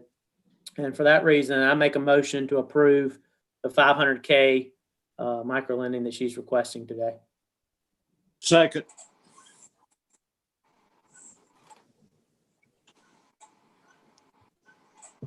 Okay. All right. Commissioner from the 3rd. Thank you, Mayor. I also met and had a great meeting with Mrs. West the other day, and I'm very impressed with what she brought forward. And I am in support of, trying to help out different communities. I just think we're going to have a large list of people and groups with their programs in need, and we are still not 100% sure exactly how much funds we have that we're going to be able to allocate. And that was why I wasn't comfortable today with the Payne College request as well. I think we're going to run out quickly, and I want to make sure that the piece of the pie gets around to, as many programs and organizations as we can. So I just wanted to know that I am supporting helping. I need to have a better grasp of what we're dealing with and how much we can allocate to make it kind of go further than we want it to. So I wanted her to know that I appreciate what she's doing. Thank you. Okay, thank you. All right, Commissioner from the 9th. Thank you, Mr. Mayor. Again, I agree with everything my colleagues have said, but I realize the bag's got 2 holes in it, one at the top and one at the bottom. And if we're not careful, then all of the funds will be disseminated in different places. We won't be able to track that. But I want to remind my colleagues of what this government did years ago, similar to what Ms. West is talking about. We put 2.3, I believe, million in the bank for the assistance she's talking about now, and made 2 loans out of it, and just sit there. So this is a need. That's all I'm saying. This is a need, and we need to make sure that we don't just talk about it, but there's some action behind what we talk, Mr. Mayor. I'm gonna leave it there. I'm gonna leave it right there and let you have it. All right. Commissioner from the 6th. You're muted, Commissioner. I haven't had the pleasure of seeing Ms. West's plan, but I'm gonna trust my colleagues that they like what they saw. But however, I do have some things here, 2 things that needs to be identified. If we're gonna do the $500,000, that need to say where that $500,000 is gonna come. They're gonna come from CARES Act 2, CARES Act 1, whatever. That's the first thing. The second thing is that Ms. West needs to sit down with our attorney or whomever and find out what our requirements are as an organization, and we can find out what she can do and how she can best carry that out for us. Right now, she don't know us other than I can't say all of us, but some I should have been impressed, and I do trust their judgment. But I think there need to be a little familiarity to what our criteria is to give out money as well. But I fully support it, but let's get to a point about that. That may be in very well CARES Act 2 and not 1. I'm not fussing about that one. But I do think there needs to be some type of understanding what our requirements are and expectations of any organization that we get the resources to, especially because what she's asking is a very unique one, but I think at the same time a very needed one to be able to disperse the funds, because many times as we've given out $1 million out of ACD, and they're struggling to get it out. I don't know because of paperwork or whatever it is, but they're struggling. So actually with her expertise and for me what she's done in the past in terms of her business acumen, that maybe she can help with that process. So I'm not against it, I support it, but there she needs to be some familiarity to what we expect as a government. All right, so Madam Clerk, we've got a series of things that have been tossed around. Let's establish what our posture is right now. Okay. What I We know have there was a main motion on the floor, made by Commissioner Marion Williams, seconded by Mr. Fenoy, was for Augusta, Richmond County to engage with the Black Chamber of Commerce, Ms. West organization to review Athens Clarke County City Alliance in an attempt to duplicate their program in Augusta. For example, the micro lending program, the micro grant program relative to CARES Act funding, promoting this program. all right. That's the main motion. That's what I understood as well. Which I think is consistent. All right, and the substitute. The substitute motion was to approve $500,000 allocation to Ms. Ronnie West's proposed plan. Okay. All right. Okay. Very good. All right. Let's just go ahead and vote these things up or down here. Okay. So we'll start with the substitute motion. With the substitute. Yeah. To approve $500,000 allocation to Ms. Ronnie West's proposed plan, the Black Chamber of Commerce. Mr. Clark. Yes. Ms. Davis. No, ma'am, not at this time. Mr. Fenoy. No. Mr. Franum. Yes, ma'am. Mr. Garrett. Yes. Mr. Son. No. Mr. Science. Yes. Mr. Science, yes. Okay. Yes. Mr. Bobby Williams. Yes, ma'am. Mr. Dennis Williams. No. Mr. Marion Williams. No. Mr. Mayor, we have that motion fails with Mr. Clark voting yes, Mr. Franum, Mr. Garrett, Mr. Science, Mr. Bobby Williams. Voting no, Ms. Davis, Mr. Fenoy, Mr. Hassan, Mr. Dennis Williams, Mr. Marion Williams. Mr. Mayor? No. No. That motion fails with the mayor voting no. Back to the main motion. The main motion. Mr. Clark. Yes. Ms. Davis. Madam Clerk, can you read it again? I'm sorry. That's a book. Okay. I apologize.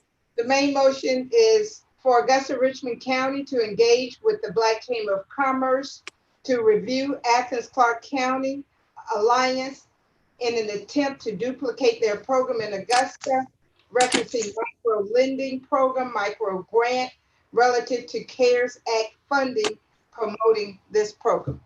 Yes, ma'am. Thank you. Mr. Fenoy. Yes. Mr. Franum. Yes, ma'am. Mr. Garrett. No. Mr. Son. Yes, ma'am. Mr. Sias. Yes. Mr. Bobby Williams. Is he muted, sir? He did. Commissioner from the 5th, you're muted. Yeah, read the motion for me again. The motion, a synopsis of it, is for Augusta Richmond County to engage with the Black Chamber of Commerce, Ms. Ronnie West Group, to review Athens Clarke program. Yes. Okay. Yes, ma'am. All right. Mr. Dennis Williams. Yes, ma'am. Mr. Marion Williams. You don't have to read them, Ms. Bonner. Yes. That motion carries with Mr. Garrett voting no.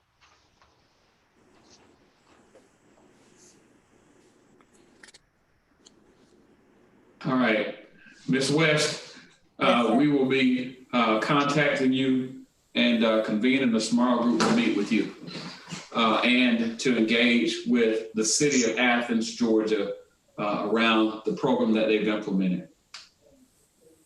All right, Commissioner from the 1st, State Inquiry. Yeah, is it possible that Ms. West could get us a copy of her presentation and a copy of her proposal? It's in your books. Ms. Bonner, would you take that presentation and just forward it to the members of the commission once more? I will do it, sir. Okay. Did you like the way I prefaced that once more? Yes, sir. I appreciate it. Much appreciated. I may have a program for you. I may have an appreciation. That was from my good friend from the first over there when he says, well, one more again. One more time. Yes, yes. All right, Ms. West, thank you so much for your presentation. Thank you, Commissioner and Mayor. All right. Okay. Our next delegation, Ms. Natalie Bryan, regarding introduction of the PEARL to create toolkits to address the disparate impacts of COVID-19 amongst African American communities in the arena of domestic, intimate partner violence and abuse. Good afternoon, Commissioners and Mayor. Ms. Bryan, Yes, sir. you have 5 minutes. If you'll state for the record again your name and your address and proceed. Natalie Bryan, 2140 Reserve Lane, Augusta, Georgia, 30907. I am an organization with equity and prosperity of the underserved community. My organization is called PEARL. The acronym stands for Providing Education and Advocacy to Rebuild Lives. PEARL is a nonprofit.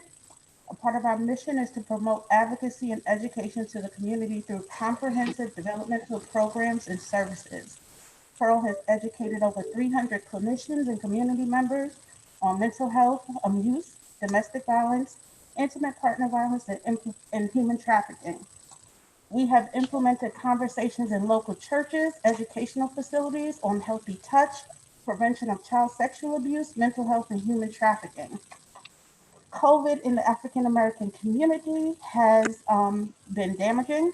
I just want to give some statistics from SAMSHO, who are indicated about intimate partner violence, domestic violence, and child abuse considerations. They are talking about how 1 in 4 women and nearly 1 in 10 women have experienced intimate partner violence. They are also talking about how the CDC reports at least 1 in 7 children have experienced child abuse and neglect. We all know that with COVID, families are not allowed to escape from one another. The pressures of the disease have put people who are in precarious situations in an increased situation of danger. I was also looking at the fact of Georgia. We are number 46 in the 50 states when it comes to overall health. We are ranked 10th in events involving men killing women. We are number 37 in when it comes to education. We in Augusta, Georgia, 57.2% of the population is African American. And I wanted to bring forth that over 37% of domestic violence homicides were witnessed by children. So what is it that PEARL can do?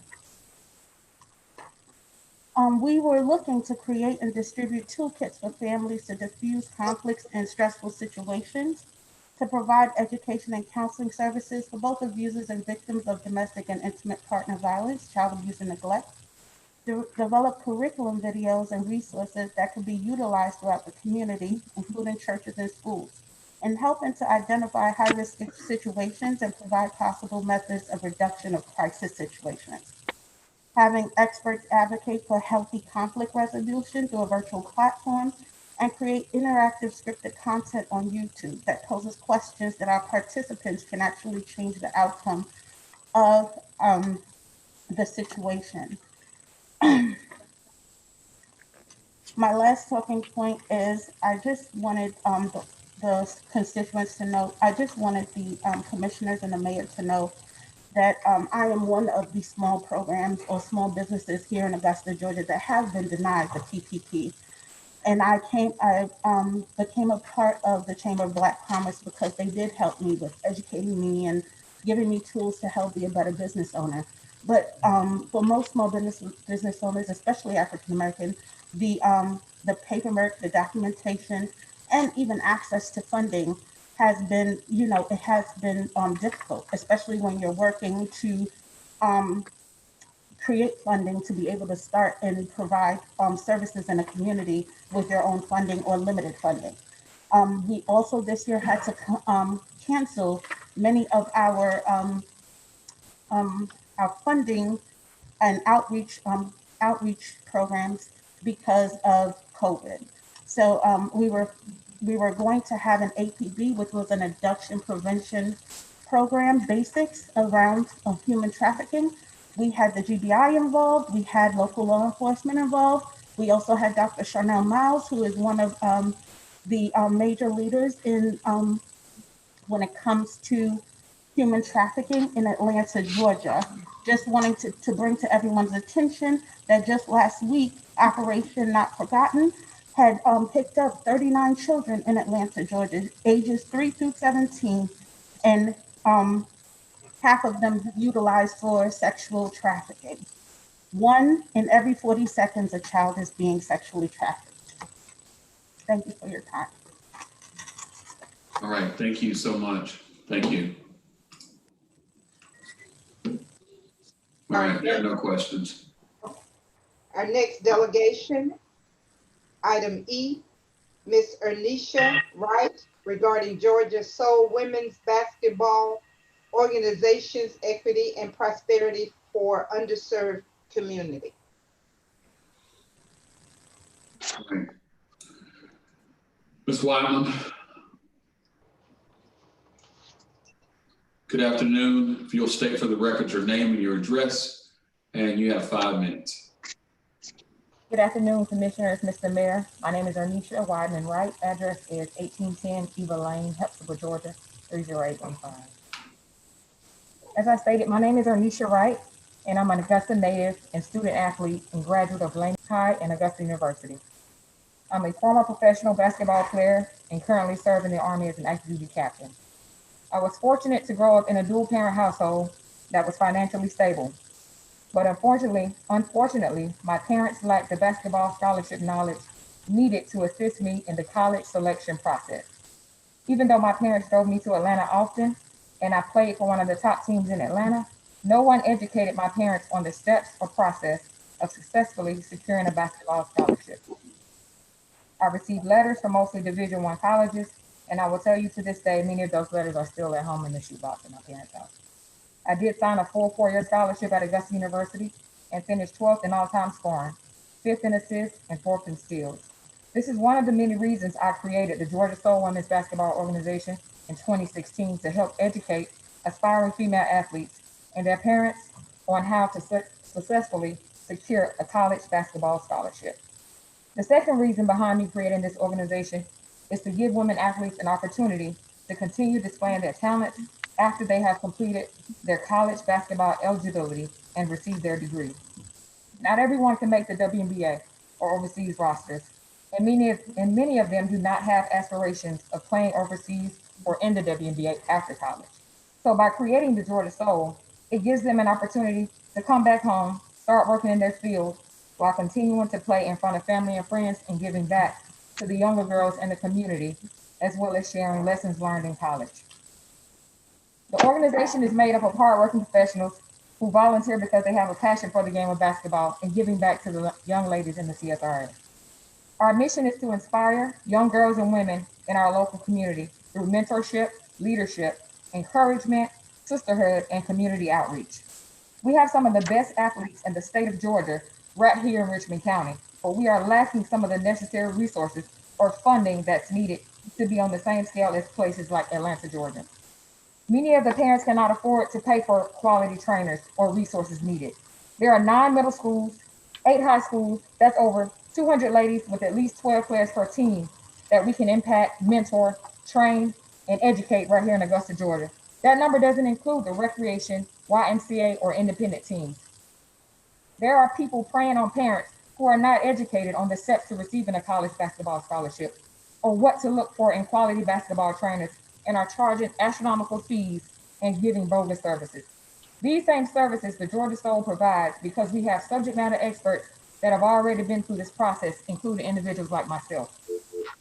Did you all know that 12 ladies that are on the Georgia Soul basketball roster have all received basketball scholarships to college and have completed their 4-year degree? Just to give you an example of the type of mentors and role models we have, Khadijah Cave, Laney High, Baylor University, WNBA training camp selectee and current professional basketball player in Israel. Ebony Fields, Laney High, Georgia State University, current math teacher and head women's basketball coach at Butler University. At Butler High School, I apologize. I could go on and on about the extraordinary ladies we have representing the city of Augusta, but for the sake of time, you can visit georgiasoulbasketball.com. You can follow us on Facebook and Instagram. In 2017, we were the Women's Blue Chip Basketball League National Champions, and each member of the organization received a certificate of recognition from Mayor Carly Davis at the Augusta Commons for Georgia Soul Day. We have many amazing and powerful individuals in Augusta supporting us. The only thing we are missing is a little bit of financial support from the city of Augusta. The pandemic has been tough to maneuver through.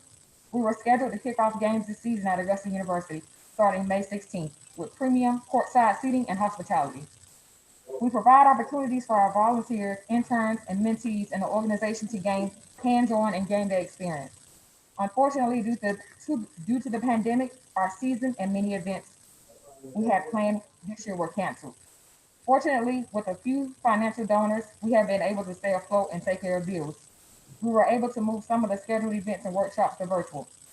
I would be here all night if I talked about all the things the organization has done and the things we would like to continue doing. But the bottom line is we need financial assistance to continue making an impact and doing great things in the community.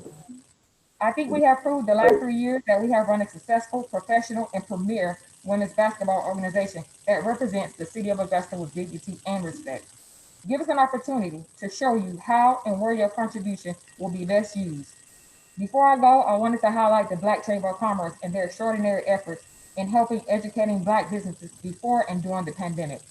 Since the pandemic, they have provided weekly member check-ins. They have been providing top-tier virtual workshops, training, and information sessions to help educate and assist business owners. This is an amazing organization that gives more than they receive. This is all I have. I appreciate your time. Thank you, Ms. Wideman.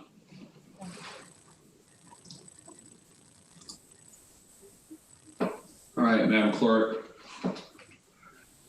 if at all possible, we are at that point now where we're ready to dive into the agenda items. And I'd like for us to run the clock and move as expeditiously as possible. Okay. Our consent agenda. Yes, ma'am. Our consent agenda consists of items 1 through 3, items 1 through 3. And for the record, Mr. Mayor, I would like to make a correction on item number 3, that approval by the commission of this ordinance was September 18th, August 18th, opposed to September 18th. But with that correction, our consent agenda consists of items 1 through 3. Okay, thank you, Madam Clerk. And noted on item number 3 from the consent agenda. Again, today is the second reading of that. Fantastic. All right, Chair will entertain any motions to add. Chair recognizes the commissioner from the 8th. Thank you, Mayor. We need to delete item 11 per Director Hawthorne. Okay. And I'd like to add 21 to consent.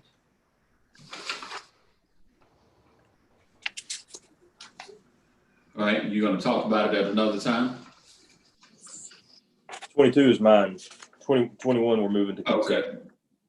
Okay. Oh, okay. 21 to consent. Got some questions on that one. All right. Okay, with objection. All right. Is that item 21? There is objection. Okay. All right. Madam Clerk, I'd like to go to the commissioner from the 4th, Administrative Services.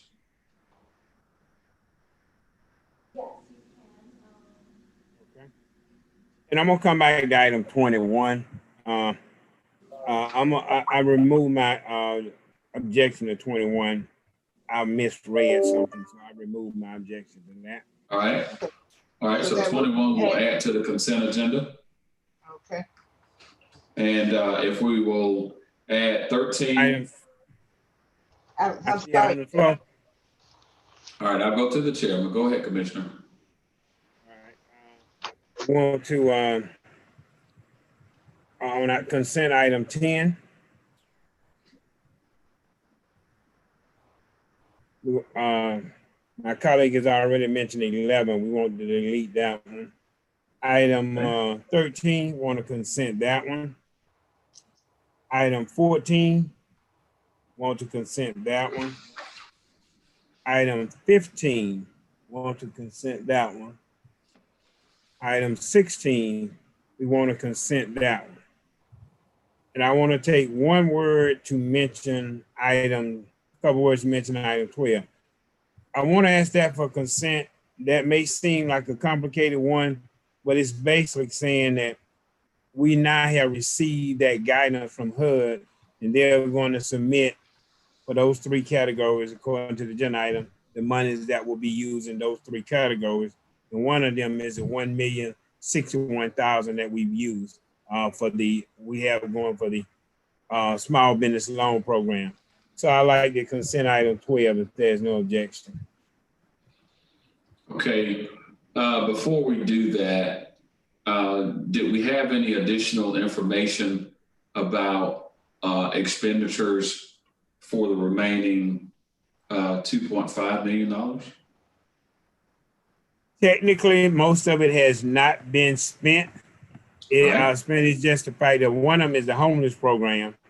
And well, we can talk about it so we can get all that rather than me trying to say it all right now, but it's not complicated. Okay. All right. And is there documentation that will help us know what those expenditures are? Again, I fully understand and support the $1 million that's being used for the small business program. And I'm not opposed to consenting it with the understanding that we're approving the $1 million expenditure with the 2.5 being allocated at a later date. But I want to hear from I'd like to hear from the director if we can, and who's going to be responsible for this that we're approving. I understand the commission may have some knowledge. I want to hear from the director. That's fine. You can do I have that. no objection to that either. So let's talk about it. Okay. All right. No worries. All right. Any other motions to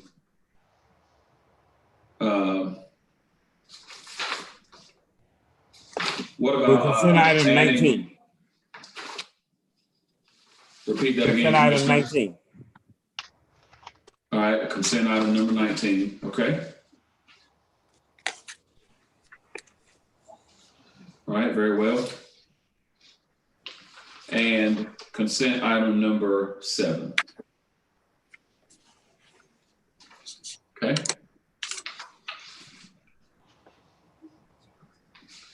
All right, Chair will entertain a motion. So move. Second. All right, Madam Clerk, if you'll read that back for the record, what we've consented and what we've deleted. Consent agenda will consist of items 1, 2, 3 with the correction of August 18th. Item number 7, number 10 with the deletion of item 11, adding item 13, 14, 15, 16, 19, 21.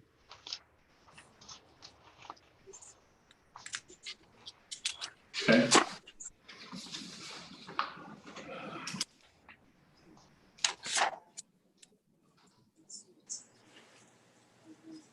Voting. Mr. Clark, Yes. Ms. Davis, Yes, ma'am. Mr. Fenoy, Yes. Mr. Franum, Yes, ma'am. Mr. Garrett, Mr. Hassan, Yes, ma'am. Mr. Sias. Yes, ma'am. Garrett, yes. Okay, that's Mr. Garrett. Okay. Yes, ma'am. Mr. Bobby Williams, Yes, ma'am. Mr. Dennis Williams, Yes, ma'am. Mr. Marion Williams. Yes. That motion carries unanimously. Right. Fantastic.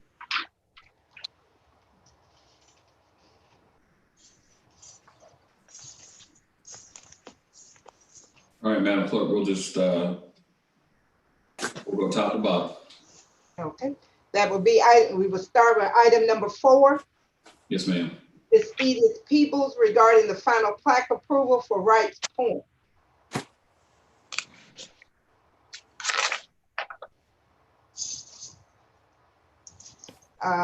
Mr. Mayor, I don't know if Mr. Sherman is there, but at our last meeting, they were asked to confirm the fact that Ms. Wright had complied with the requirements of some utility issues. Right. Okay. All right, I believe that's Ms. Wright. Is Ms. McFarland still there, Ms. Bonner? Yes, sir, she should be, Ms. Peebles. Okay, Ms. McFarland, would you approach?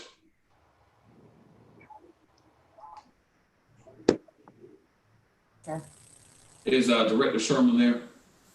No, sir, he's not. Would you like to Okay. move on? Mayor, I see him in the waiting room. Okay, he's in the waiting room. All right, very well. Okay, very well. I'll bring him in. Is that RS? Okay. All right, very well. Okay, they are here now. Okay. All right, Ms. Wright, Ms. Peebles.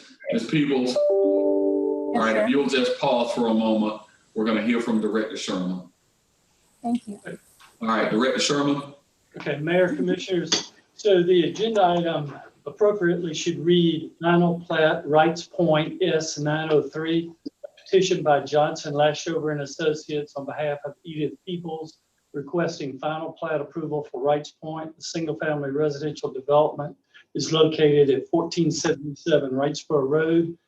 Contains 13 lots. All departments have approved it and it's recommended for the final plat to be approved.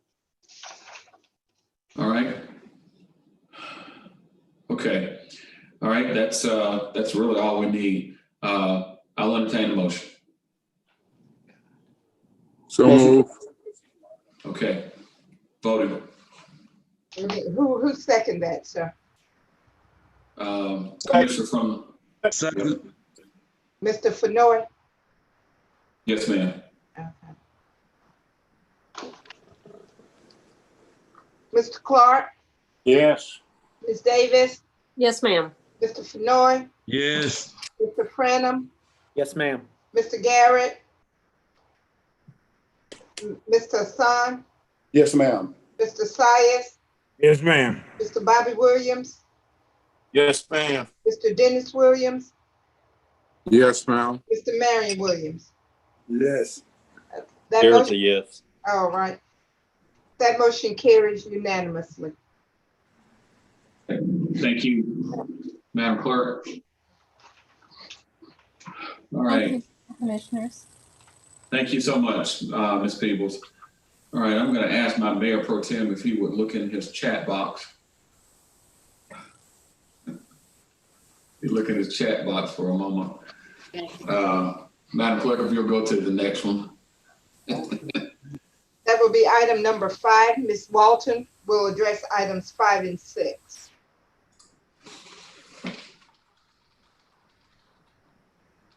Could we just do one vote, Mr. Mayor?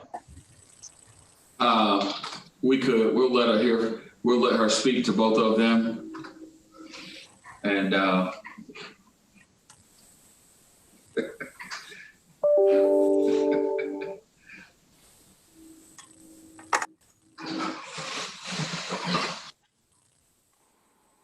All right. Yes. Go ahead. Well, I'll call number 20-32. It's a request by Man Chain for a consumption on-premise liquor license to be used in connection with New Ming Wong Restaurant located at 3415 Wrightsboro Road. There will be Sunday sales. The Richmond County Sheriff's Office has approved this application and planning and development.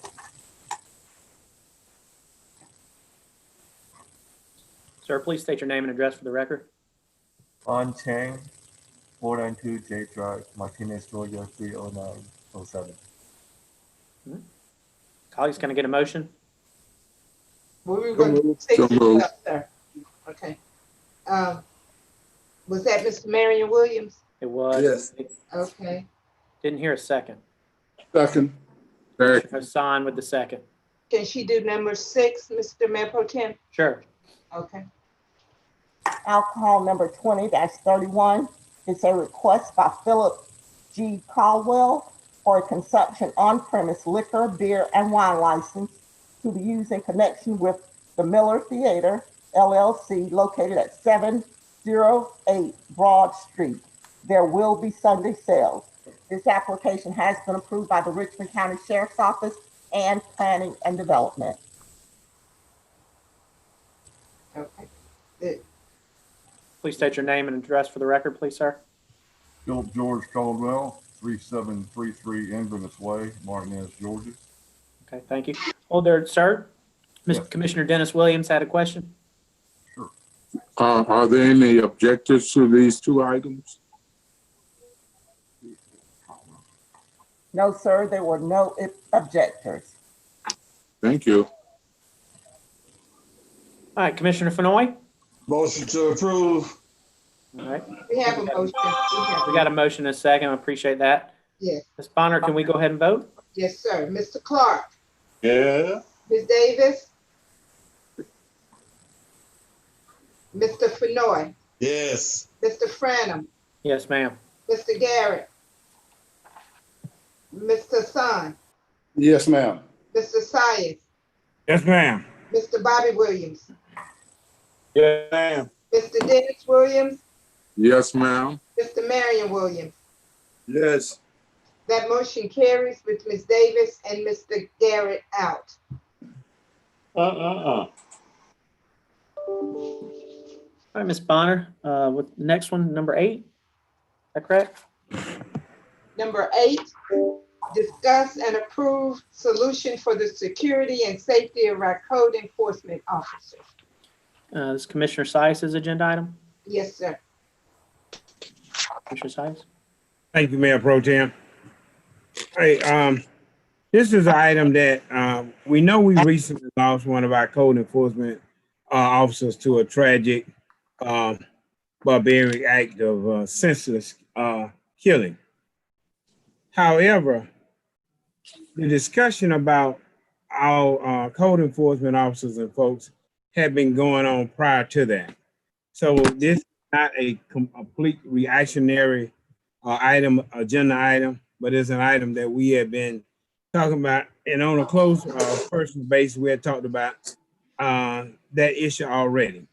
So with that part out of the way, we had also discussed about efficiency in our code enforcement department. We've been talking about blight and all these other things for years now.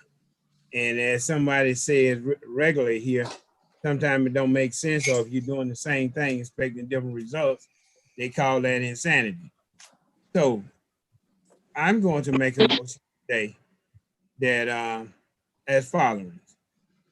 Move to have the law department prepare an amendment to the Augusta Code to transfer city code enforcement personnel from the planning and development department and environmental services to include salaries and equipment to the Augusta Marshals Department, effective immediately with a transitional period of 14 days. And this is a first reading.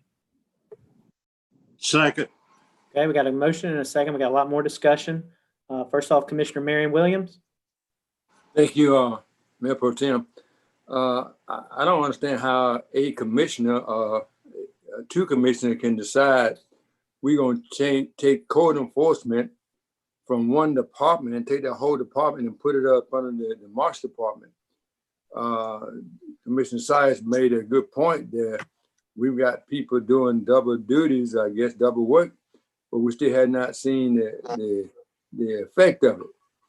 I don't agree with we ought to move anything under the Marsh Department. I think we had a subcommittee meeting the other day.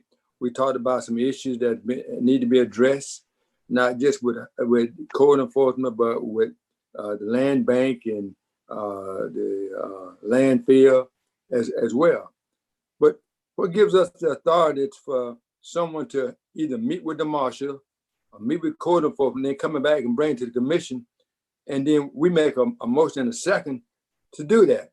I mean, look like this body would have enough decency to discuss this with us as elected officials as to what we want to do, not what one commission want to do.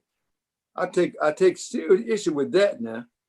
I can't support that, and I don't think that's right for us to try to put any other agency under another agency like that. So I make a substitute motion that we have a subcommittee meeting again to discuss some things that are going on. Maybe we need to take the marshal department and put it up under code enforcement. In fact, that's gonna be my substitute motion. You're gonna take code enforcement and move it over. That's the craziest thing I've heard in my life. Well, no, it ain't the craziest thing, but one of the craziest things I've heard in my life. I mean, make a good motion, Commissioner. You can't put the official. Well, okay. That's not my motion. I motion we have another subcommittee meeting to discuss the problem we have. We know we got some safety issues going on. That man lost his life senselessly. I get that. That wasn't called for. And my understanding that some of the other agencies are supposed to have been there when that happened. And they didn't show up. So my motion would be to have a subcommittee meeting to discuss the problems with code enforcement and the marshal department. It's what's being done with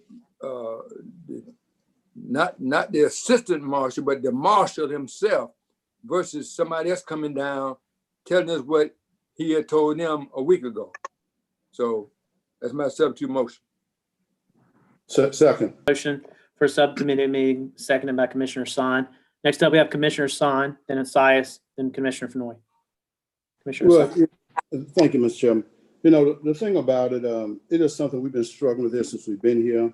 As I said last week, prior to this, we had scheduled our meeting to Commissioner Aaron Williams' point before the accident happened. And I think it is only made common decency that we finish this process. I do agree there need to be some centralization, but let's see what that looks like. Because you say right now to place code enforcement. Code enforcement is also at the landfill. Code enforcement is in a lot of different places, so it's not that clear. I'm not sure you can make the kind of amendment that my colleague just said made. That is more of an ordinance issue. I don't think you can amend it that way, what he's talking about anyway. But my point is, so just to stay on point, we ought to have the decency to finish it out, because we do need to do something to have the full grasp of what we are passing on or what we are attempting to organize. That only makes good sense. Also, just remember, code enforcement is a constituent service that many of us call our constituents call us, and we make the phone call and we get the ditches cleaned out, we get the street pothole fixed, things of that nature. And so we don't want to give it up to elected official, and then we have little or no say so about it at the end of the day. Also, think about the employees. None of these employees that we're going to make a hasty decision without us in a way giving a serious thought about what their future is going to look like, because they're not protected by the PPM, where they have an appellate process against any allegation or anything we brought against them. Let's give them and their families some consideration as well as we look at this. But also, what do I mean when I say no control? I've been speaking about this ever since we started this, but let me just share with you an email I got from Mr. Sherman just this morning, because I was talking to him this morning and something came to mind to him. This is saying, this is December the 2nd, 2019. December 2nd, 2019. Marshall, boy, I love you, but why are you involved in this? Mayor, can you please mute? Thank you. Go ahead, Commissioner Son. This December 2nd, 2019. This is from Scott Peoples to Mr. Sherman. From Mr. Peoples to Mr. Sherman. Good morning, Rob. For some time now, the marshal had a desire to discontinue the practice of writing citations on code enforcement behalf for several reasons. I've attempted several meetings with Carla, as we don't want to act unilaterally and want to make sure we do what is in the best interest of the city. But we've been able to connect. I know you have a meeting scheduled with Colonel Purvis on December the 12th. I was hoping this was something that could be addressed at that meeting. If not, can we schedule a meeting? The marshal has set a tentative end date for writing citations for March 1st. Please give me your thoughts on this and we can discuss. Thank you. Now let me answer what happened there, because I talked to Mr. Sherman whether this meeting was ever had. And he had said the meeting was had, they had made up their mind, they were not going to write any more citations, and the date was March the 1st, to let them know after that. The marshal doesn't have that authority. The commission signed him that authority. I asked Terrence to go back as far as he can go back to see how long had the the marshal department been writing tickets. He can go back as far as citations. He can go far back as 2006 from the time they start chronologically keeping track record of that. They can't, their system allow them to go beyond that. This was a marshal's task. And without telling any of us, they have made a decision to stop writing citations. So for the code enforcement, have had to pick that back up. The marshal didn't have this authority. The commission made a decision possibly to give the previous marshal a salary enhancement to provide this service. So these are the things that we're stepping into, and not to belabor the point, is just simply follow the process, because this is the deadly situation that we can put ourselves in, that we knew nothing about a service that marshal should have been supporting, and he's made a decision that they don't do it anymore, and they're not doing it anymore. As a result of that, some of the code enforcement people had to get trained to get ready and start doing that service, and we knew nothing about it.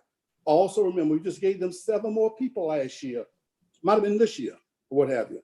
So let's be mindful of what we're doing here, because this was uncalled for. Nobody ever spoke to us about it. I can't say any of you as my colleagues was not aware of this, but I surely was not aware of this up until this morning, and Mr. Sherman gave me this email. This is too important here. This is the service that the marshal is supposed to provide per the request of the commission far back as 2006, and he has given it up. Thank you. Thank you, Commissioner Sonic. Commissioner Sias, then Commissioner Fenoy. Thank you. Number one, won't get the marshal in on this discussion, please? But in the meantime, let me say something. I won't go down the road of what I've heard already. It's almost sounding like it's unconstitutional for us to amend an ordinance, and we all know that that's not true. So we amend ordinance all the time. Secondly, when we talk about employees needing protection, there have been several employees that needed protection from us. So when I tell you the marshal has the ability to properly manage his team. I haven't heard a complaint or anything filed against the marshal in doing his job. Now, you may have a disagreement with somebody on a personal basis or whatever, but I can tell you this: what we allocate a personnel to the marshal, that gives us the opportunity to do a couple of things. Number one, that gives us a centralized point for basic code enforcement. Code enforcement doesn't do the ditches for us. That's the engineering department. That's who we call for that. That's the retention point. We call the engineering department. We don't call code enforcement. When we are looking at blighted property, that's when we call the code enforcement. When we are looking at junk cars, we call the marshal. We already know that code enforcement said to a certain degree, they can't deal with certain parts of junk vehicles or whatever. And we had this confusion on who's supposed to do what. We put it in one central location, that goes away. We are prepared to do that. Now, as far as any emails or swapping of duties, I'm not aware of anything that was done improperly, but the marshal here can answer for that. And also, I'm pretty sure Mr. Sherman is somewhere around. But I still say it's better if we centralize our basic code enforcement. We're not talking about code enforcement with the on utility right-of-ways and this thing that we have a engineering team that go out and do. I'm talking about the basic litter, trash, and that kind of code enforcement, which is in planning and development, in the marshal's office, and in environmental service. All that should be under one roof. Now, I have enough respect and trust in the marshal in doing his job that he can do that. And this elected official is not, as we had discussed earlier, this elected official is not a state constitutional office or some of the other positions that were created. This was created just for Augusta Richmond County. All right, thank you. Commissioner Sias, did you have a question for the marshal? You requested him in. Yes, thank you. I appreciate it. Marshal Lampkin, give us your take on this as far as what my colleague from the 6th raised, and also your take on the ability on your willingness or not willingness to take on this task of code enforcement. Okay, first, and a little bit of how you would do it. Okay. Thank y'all for having me. First, I want to address the citation issue. It was really a duplication of services. We had code enforcement out there already. They had dealt with the complainant several times. And then while they have the complainant there, they didn't issue the citation. They would then come back to the office and then ask one of my deputies to fill out a citation request. And then we would have to go track them down, and it would go weeks and weeks and weeks without you getting the person. Then we would finally get them, and then we may get the citation. But as opposed to having code enforcement when they're already there with the person to go ahead and issue citation. So the conversation I had with Rob Sherman, just trying to streamline service and make the government working more efficiently, that they can go ahead and issue the citation. So they came up with a way for them to issue citations. We cleared it with magistrate court, and it's fine for them to issue citations that way. So that's clear that. Mr. Mayor Pro Tem, we're gonna have the discussion now. We don't need to have a subcommittee meeting. And I ain't got no problem doing it now. Okay, hold on. Come on, Commissioner Williams. Hold on. I got you on the list. We're gonna have I got you on the list. Commissioner Sias, I'm not talking about it. We're gonna have this discussion. I got one more point I want to make. Everybody, we got some rude, inconsiderate people. We are gonna have a full discussion, Commissioner Williams. Rob Sherman in here next. He's in. Full He's in the meeting. We're gonna do it. We don't need a subcommittee. We're gonna do everything right here now. Commissioner Rob Sherman's in the meeting. Commissioner Sias, if you can wrap up with your last question. I want to ask the marshal, what is this process, his disciplinary process? How do he go about it? And what is his concept of disciplinary action, this kind of thing? Well, we have two ways we look at that. Sometimes things can be fatal. If it's a fatal disciplinary issue, like something violating the law, then that's an immediate termination. But most of the times when we have disciplinary issues, we confer with HR because I'm not afraid to say that I don't know it all. And I go to the experts, who know all the human resources aspect of things. So we work with our progressive discipline, all the employees, and that's what we deal with discipline. We always consult, always, 3 miles better than one. We always looking for advice to how to do things better. And every time we always consult with HR when we deal with those disciplinary issues. So then you're saying that your policy is not to just, for lack of a better word, be the bully in charge and just fire folks left and right? No, sir. We have not demonstrated that. You can look at our track record. We just don't terminate people left and right. Unless I say that there's some of those fatal errors. If you violate the law, if you're doing something that, just in the policy that's automatic termination, then you get terminated for that. Thank you, Mr. Mayor Pro Tem. Commissioner Fenoy. Yes.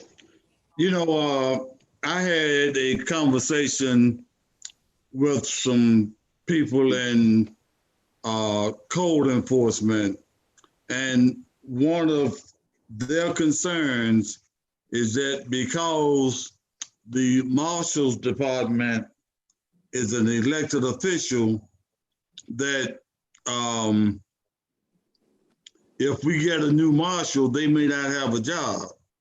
Now, what they said is that they didn't have a problem with the marshal, but because his position is elected, it puts them their job security in jeopardy. Whereas they know they have a job now, they know what they can and cannot do. I also had a conversation with Marshall Lampkin, and I expressed to him the concerns of the employees in code enforcement. And he assured me that anytime an elected official takes over, the employees that are at the top are usually the ones that get displaced because he needs someone close to him that's gonna that has his back. But he also said if you look at his history, then employees have not lost their job because of foolishness. The biggest problem from the workshop that we had last week is money. The biggest problem we have with cutting grass and tearing down houses is money.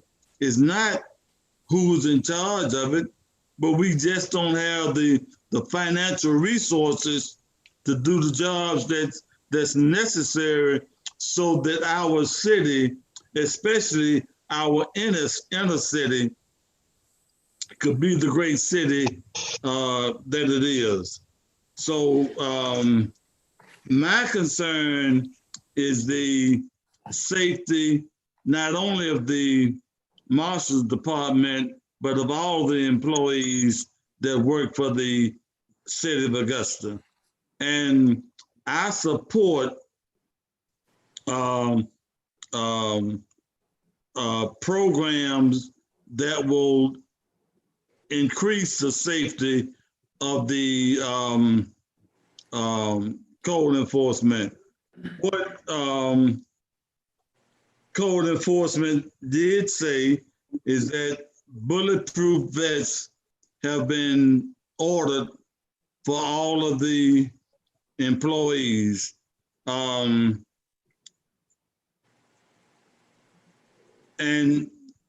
a lot of times when they are accompanied by someone from the Marshal's Department. So that's all I got to say, Mr. Mayor Pro Tem. Thank you, Commissioner Floyd. Commissioner Marion Williams. Thank you, Mayor Pro Tem. Several issues here. First of all, we know that there was a horrific incident that young man lost his life. And then whether he got a vest on or however that happened, that was bad. But we have done everything we can do with the marshal and code enforcement. Commissioner Fernard mentioned about the problem has been having the finances to perform the duties. It ain't which department it is. It's the finances that can cut the grass or tear down the structure that need to be torn down. But I got a problem when one commissioner or two commissioners meet and decide that we need to do this versus coming in and talking to the 10 of us, 11 with the mayor, about how can we structure something or what's the best way. When you had these sidebar meetings, and I heard Commissioner Sides talked about commission being afraid of some of the elected officials. Well, those who carry guns, I'm sure they are afraid of them. I mean, I seen some that carry weapons in this building myself. But I'm saying that to say that we gave code enforcement money. We gave the marshal extra money to take on those responsibilities. He said he could do it if he had the staff. We gave him equipment to go out there and do this work. Now we're gonna give him more equipment, take a whole department and dissolve it. I guess we just let Ross Jimmer walk around and pick up marbles if he find them. Do something crazy like that. But that's the crazy thing I heard in my life. We had a subcommittee meeting. We talked about the issues, what we need to do, and how we need to do it. I need to know from Rob Sherman, if he's in the room, I want to hear from Rob. What's his thoughts on this? I got another question. I want to hear from Rob now. Rob, can you hear us? Yes, I can. And okay. Commissioners, so I think first.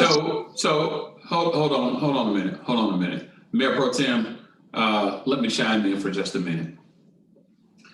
I am concerned, greatly concerned at the nature of this conversation. This conversation. Mr. Mayor, you just got concerned? I mean, this conversation been going on for some time and you just stepping now with concerns? So When I told the nature of this Pro Tem- conversation in terms of how we're conducting this conversation in this business today, we are about to ask Rob Sherman to weigh in on what he believes is best for his department and his staff when he works for the administrator. We just Who then asked the works for this marshal. government. We just asked And the so marshal to that end, you then put the marshal in betwixt this conversation and say, well, tell us what you think in terms of how we should do our business. At the end of the day, this body, this legislative body, has a responsibility to provide for the health, welfare, and safety of all of our citizens. What we will not do is ask department directors to weigh in on their future and put them in this position. We should not be doing that. Secondly, when you talk about the issue of code enforcement, on last Friday, I was unable to be a part of the meeting, but let me be clear. This was the first time, at least in the 6 years that I've been here, where you brought all departments together and said, as a legislative body, as a governing body, we're going to try and understand how we do code enforcement in the city of Augusta and all of the disparate departments that have a role in trying to accomplish that. That was the first time that's been done, at least in the 6 years that I've been here. And now we've gone from that initial conversation of trying to gain that understanding and said, we just simply need to put what we heard about on Friday under the marshal's department. We then trained this around who best to lead it. I don't believe that the marshal should be in that conversation. I don't believe that Rob Sherman should be in that conversation. Right now, this is a legislative or governing authority discussion that should be happening at that level and happening consistently across developing a better understanding of our inability to do code enforcement, which most people translate as addressing the issues of vacancy, blight in a city. We have done a piss poor job of that for 6 years, as long as I've been here. And if I listen to the commissioner from the 9th, it's been here at least 16 years since he's been here. And so for us to now change this conversation, Mr. Mayor Pro Tem and members of the commission, into let's just stick it under the marshal's department and that'll solve all of our problems, I submit to you that that is not only fundamentally and categorically wrong, but it is not true, because we still do not understand how all of this gets done. And we just started that discussion on this past Friday. Let me mention a few things as it relates to this issue of code enforcement. In communities all across this nation and state, code enforcement officers not only perform a variety of functions as public servants, but code enforcement officers have a role in impacting property values, the image of a community. Every community struggles with vacant buildings, with trash, with tall grass, with weeds, with graffiti, with inoperable vehicles. And code enforcement officers have a responsibility to their legislative bodies that enact ordinances for the good of the entire community. What's being lost in this conversation is that no one can function and do the work of code enforcement unless this body, the 10 commissioners, enact good public policy that addresses the issue of vacancy and blight in our city. And what I've seen and heard for the last 6 years is that we have not done a good job of that. Number one, we have not had the courage to fund it and talk about how we're going to get after it. We started when Janice Jackson was here with the effort with the commissioner from the 9th over here on Riceboro Road with the churches, and it came to naught. We then went from there to having a conversation about moving over to 15th Street, and it went to naught. We then put $900,000 into it in environmental services, and it went to naught. At the end of the day, if we as a governing body don't get our ducks in a row about what we want to champion and commit and make investments to as a city, we can stick it over here under the bridge, under a bushel. We can even stick it under the James Brown statue, as tall as it is. And we won't accomplish a doggone thing. Now, what I'm concerned about deeply is how we're framing the lives of employees between the marshal, who is not asked to be brought into this fight or conversation, let alone understanding, but then we're going to ask the department director, well, what do you think about the employees who work for you and yourself? That is not the conversation we should be having on this floor. That is not the conversation we should be having as it relates to this. We need to develop deep understanding about the issues of code enforcement. How do we accomplish that? Bringing all of those resources into alignment. And yet, we just completely dismissed that part of it around what really is the role of code enforcement. They enact the public policies of the governing authority. And to date, from my vantage point, this is a very difficult job, one that the governing body has not been committed to, outside of giving people pay raises. And we're real good at that.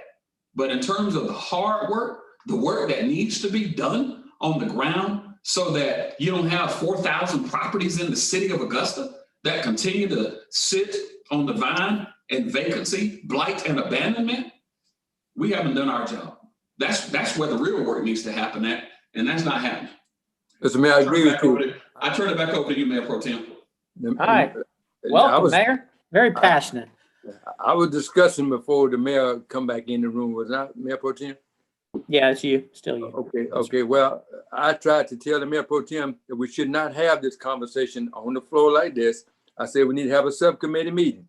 He allowed the marshal to come in and give his view with Commissioner Sire's blessings.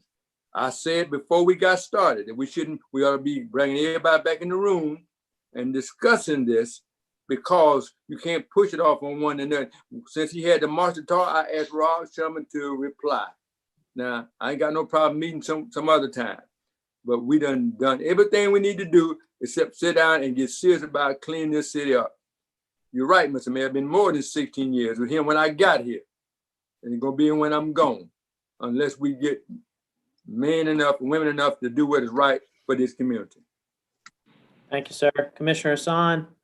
Yes, Mr. Mayor, I want to applaud you for, but I'm gonna say Commissioner Williams did say what he said. So I need to make that as a caveat. But I applaud you for your comments, Mr. Mayor. And that's just what we was trying to do. And that's why it's unfair to everybody to do it. And I agree with it. But I must say this, Mr. Mayor, and I'm gonna apologize for saying it. You have to realize now, the commissioner, man, we was only doing what the marshal had done. The marshal didn't go to the administrator. He went to Raw and changed and decided they were going to do something that the commission had assigned him to do, that department to do for quite some time. Rob don't have that authority that the commission gave the marshal. But I don't want to beat that dead horse, Mr. Mayor. I just want to appreciate what you said, and I'm hoping my colleagues will honor us and let them have a full conversation. Commissioner Bobby Weaves and I talked very briefly yesterday, and I said to him, because he had mentioned earlier that this is a commission decision. It is. This is our community in terms of we need to make a decision about what that's going to look like. And be mindful, last but not least, from a funding perspective, code enforcement officers, for the most part, be funded out of that building fund of the code, out of planning and zoning, many ways. So we may stand something else up, but we got to stand up very closely in the realm of that code enforcement, because that's where it's funded at. If we don't, we're going to create a habit on our general fund. But I applaud you, Mr. Mayor. I agree with everything you said. Weighing in on this here. And all right, we have a Commissioner Garrett, and then Commissioner Sykes is going to wrap it up. Thank you, Mayor Pro Tem. So in regards to this conversation, I've gone back and forth quite a few times of where to place code enforcement. This conversation was even taking place before the loss of Mr. Case. So I have a couple of questions that I want to ask, and I guess the first question is for Rob Sherman. Rob, currently with code enforcement, under your department, it is paid for with enterprise funding. Is that correct? 10%. What's that? 10% of the code enforcement budget comes from the building division. The balance comes from the general fund. Okay. So that's not as big of a budget impact as I thought that it was. So tell me how all of this was structured prior to you getting there. I know that you come from a code enforcement background, but also in regards to Commissioner the use Garrett. of the Marshal's Department. Commissioner Garrett, let's table that from the standpoint of, I mean, It's amazing that everybody else can have a long discussion about what they want to talk about and keep going on. But anytime that Commissioner Garrett gets on and wants to have a discussion after he's waited in line with everybody else. I hear you, but let's keep it germane to not asking the department heads things that are operational. I mean, they don't need to weigh in on that stuff. I would agree on that. So, and now is he gone? Okay. Commissioner Sias. I'm not gonna say anything else, Mayor Pro Tem, because it probably would not be professional. So I'm gonna leave it at where I've said. We have a motion and a second. All right, we got a substitute motion to have a subcommittee meeting. Ms. Bonner, is that correct? Yes, sir. To continue the meetings that Yep. we're having, Commissioner. Yeah. Okay. Ms. Bonner, whenever you're ready. Okay. Mr. Clark, Yes. Ms. Davis, Yes, ma'am. Mr. Fenoy, Mr. Franner. I think he's Yes, asleep. ma'am. Okay. Mr. Garrett, Mr. Son, Yes, ma'am. Mr. Sias, No, ma'am. Mr. Bobby Williams, Yes, ma'am. Mr. Dennis Williams, Yes, ma'am. Mr. Marion Williams. Yes. Is Mr. Fenoy back or he's out? All I said, yes, ma'am. Yes. Okay. Thank you. That motion carries with Mr. Sias voting no and Mr. Garrett out. I guess agenda item number 9, please. Sean, run him off. Number 9 is a motion to deny the protest and appeal of Tanter Gray Media regarding RFP 2172 Airport Marketing Agency. No recommendation from Administrative Services Committee. Oh, are we hearing anything from anyone? Or are we just voting? Does anybody? I'll ask the law department. Procurement is available. The process by which we're going to proceed. Attorney Brown? Yes, our code provide that in that they have timely appeal and ask for this hearing that the protester gets 5 minutes and the procurement department gets 5 minutes. Okay. Are they both? Question, Mayor Pro Tem. Yes, sir. Did we not have a period to do that? We're gonna have another one, you're saying? Attorney Brown?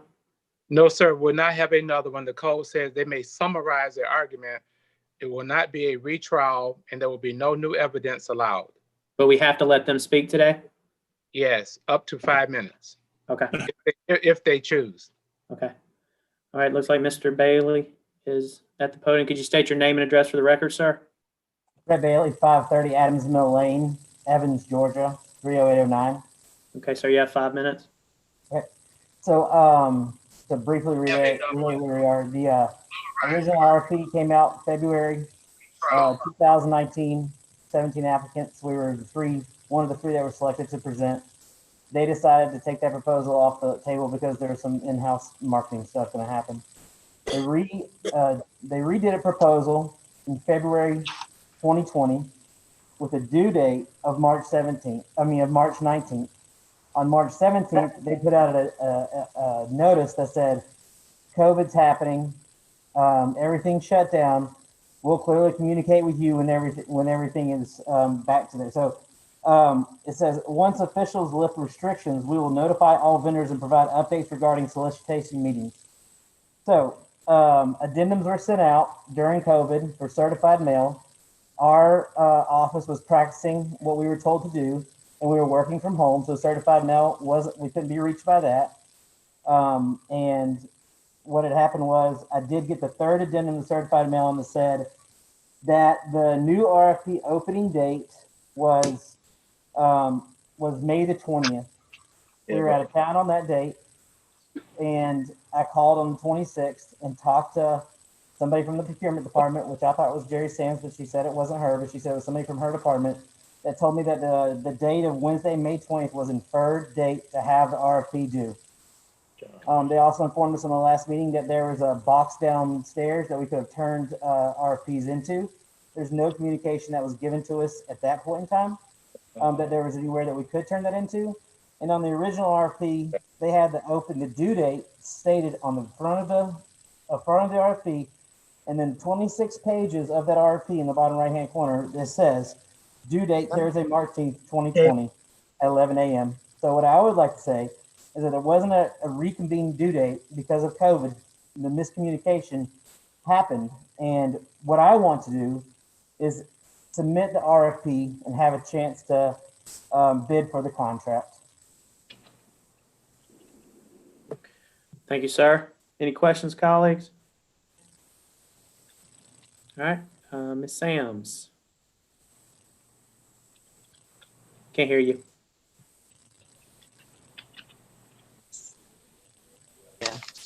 There you go. Can you hear me? Yes, ma'am. Thank you, sir. Thank you very much. Thank you, commissioners, for giving me an opportunity to speak with you. I think that the procurement department has presented all of the data needed for you to make a decision. We continue to ask you to deny this protest, and we are asking you to deny it on the grounds that Augusta, Georgia followed all of the available laws and ordinances as required by the procurement department. Whereas it is with regret that the vendor was out of town or was not able to receive all of the addendums. And for that, you know, I'm really sorry, but at the end of the day, Augusta followed the guidelines, procedure, and the law and did what was asked as a procurement department in trying to make this bid convenient for all of those persons who was interested in submitting. We did, however, receive 8 proposals. Regretfully so, Mr. Bailey was unable to get his in to us. With that said, gentlemen, ladies, I would like for you to deny this because you will be asking for us to, 1, receive a proposal that was not a part of the original process. 2, you will be setting a precedence. And once we open that door, it's going to be very difficult for us to close as the city of Augusta. Thank you very much for your time. Question. Commissioner Hassan? Yes, yes.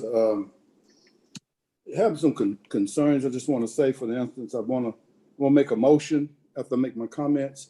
And as the gentleman said, as Ms. Sam, as procurement, as Ms. Sam mentioned as well, the reason they pulled it back at one time because they're going to do something in-house and then they decided to go back out.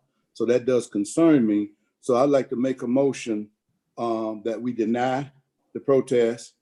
They bring it back and they bring it back in-house, immediately begin to advertise, and in the next 90 days, they put it out on the street and rebid it. So you want to deny the protest and rebid the project? Right, but in the meantime, you know, we've been giving them month to month out there. If they been asked for month to month, well, we deny that and they start doing something in-house because that's what they said they was going to do when they stopped the process last time. So at this time, let them advertise in-house at this particular time while they re-up it then to put it back on the street. Okay. Is there a second to that motion? I was second that, Mr. Mayor Pro Tem. Aye. You listening? But I don't want it to go back out on the street. Commissioner Hassan has motion to deny it, and then also motion that they put it back out on the street in 30. To rebid it. Rebid. Okay. That's my second. Okay. And you bring it in house for 90 days and then you being it out now. You bring it in house. Right. Okay. All right. Any other discussion? We got a motion and a second to deny and rebid within, is it within 30 or 90 days? 90 days. 90 days. Any more discussion? More discussion? All right, Ms. Bonner. Mr. Clark. Is he out, Mr. Mayor Pro Tem? I don't see him. Okay. Ms. Davis. She's out. Mr. Fenoy. Yes. Mr. Franum. Yes, ma'am. And Ms. Davis is here. Okay. Yes, ma'am. Sorry. Okay. Mr. Garrett He's out. is out. Mr. Son. Yes. Mr. Sias. Yes, ma'am. Mr. Bobby Williams. Yes, ma'am. Mr. Dennis Williams. Yes. Mr. Marion Williams. No. That motion carries with Mr. Marion Williams voting no, Mr. Garrett and Mr. Clark out. All right. Thank you all. Thank you, commissioners. On to number 12.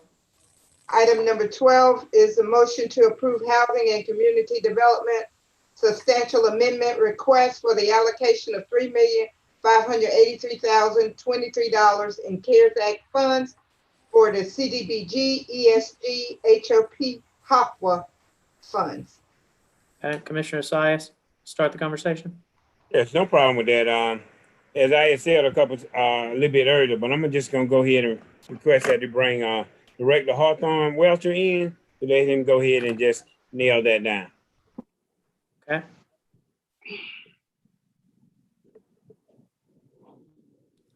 He's not in the queue here. There he is. Okay, cool. Mr. Welcher.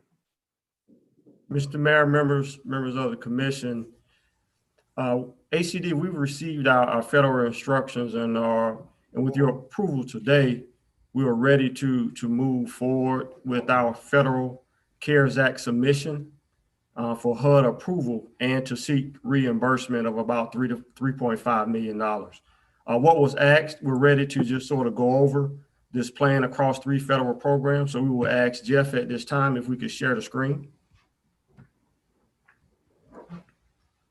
Yes, Glenn has that. He's bringing that up. Mayor. Thank you, Mr. Mayor Pro Tem. Director Welcher, can you have that sent over to Ms. Bonner so we can get an electronic copy of that along with what those expenditures are? Yes, sir. We can do that as well.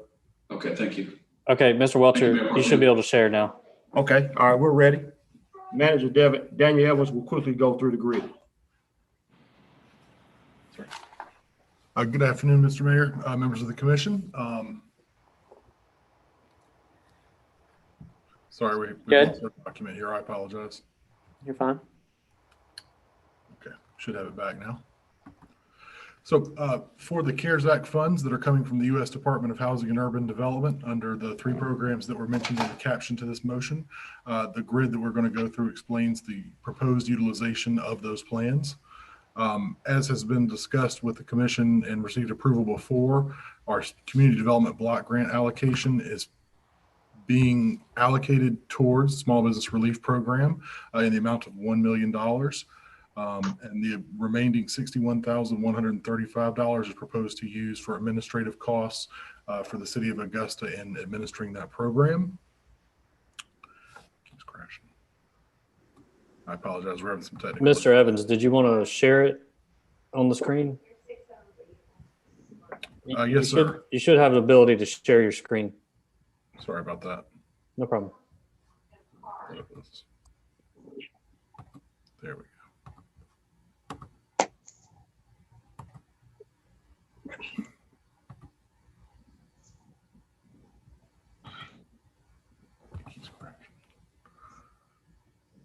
Okay, sorry. Should be able to see that now. Can't see it yet. Okay.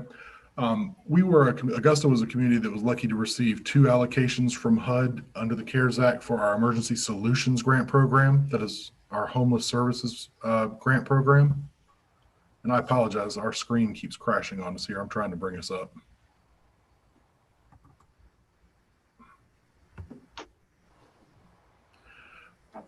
So we're proposing to make use of the emergency solutions grant dollars, as you see listed here, to provide funding for. Screen crashed again. I'm sorry, guys.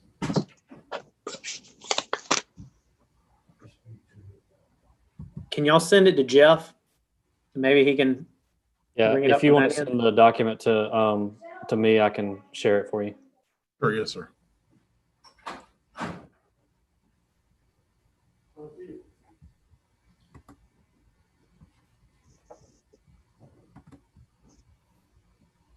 Okay, what do we need to do?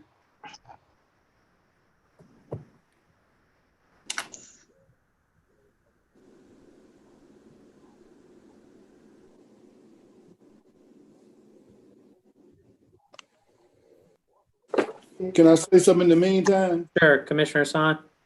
Yes, sir. I'm just, if I don't say something to Director Welch, I disappoint you all. So I need to say something to him. I'm just disappointed, Mr. Welcher. For the most part, I don't see a whole lot of stuff in here. Anything about the program. So we could have looked at that because it looked like it's the same money that you got from the CARES Act much earlier. It looked like you could have put the same information back in there, and that would have helped us along, but you didn't put that back in there. Like the only thing you stuck in about the $61,000, if I'm not mistaken. I'm trying to look through it now once again. That could have helped us a whole lot with this process. Commissioner Son, I apologize. Mr. Welcher stepped away. Okay. Second. But we did just try to provide you with a summary of the information of the plan that we're going to submit to HUD to make use of these dollars. Yeah, but that's not the same. Okay. All right then. Thank you. Okay. Jeff, do you have that document you received from us? Not yet.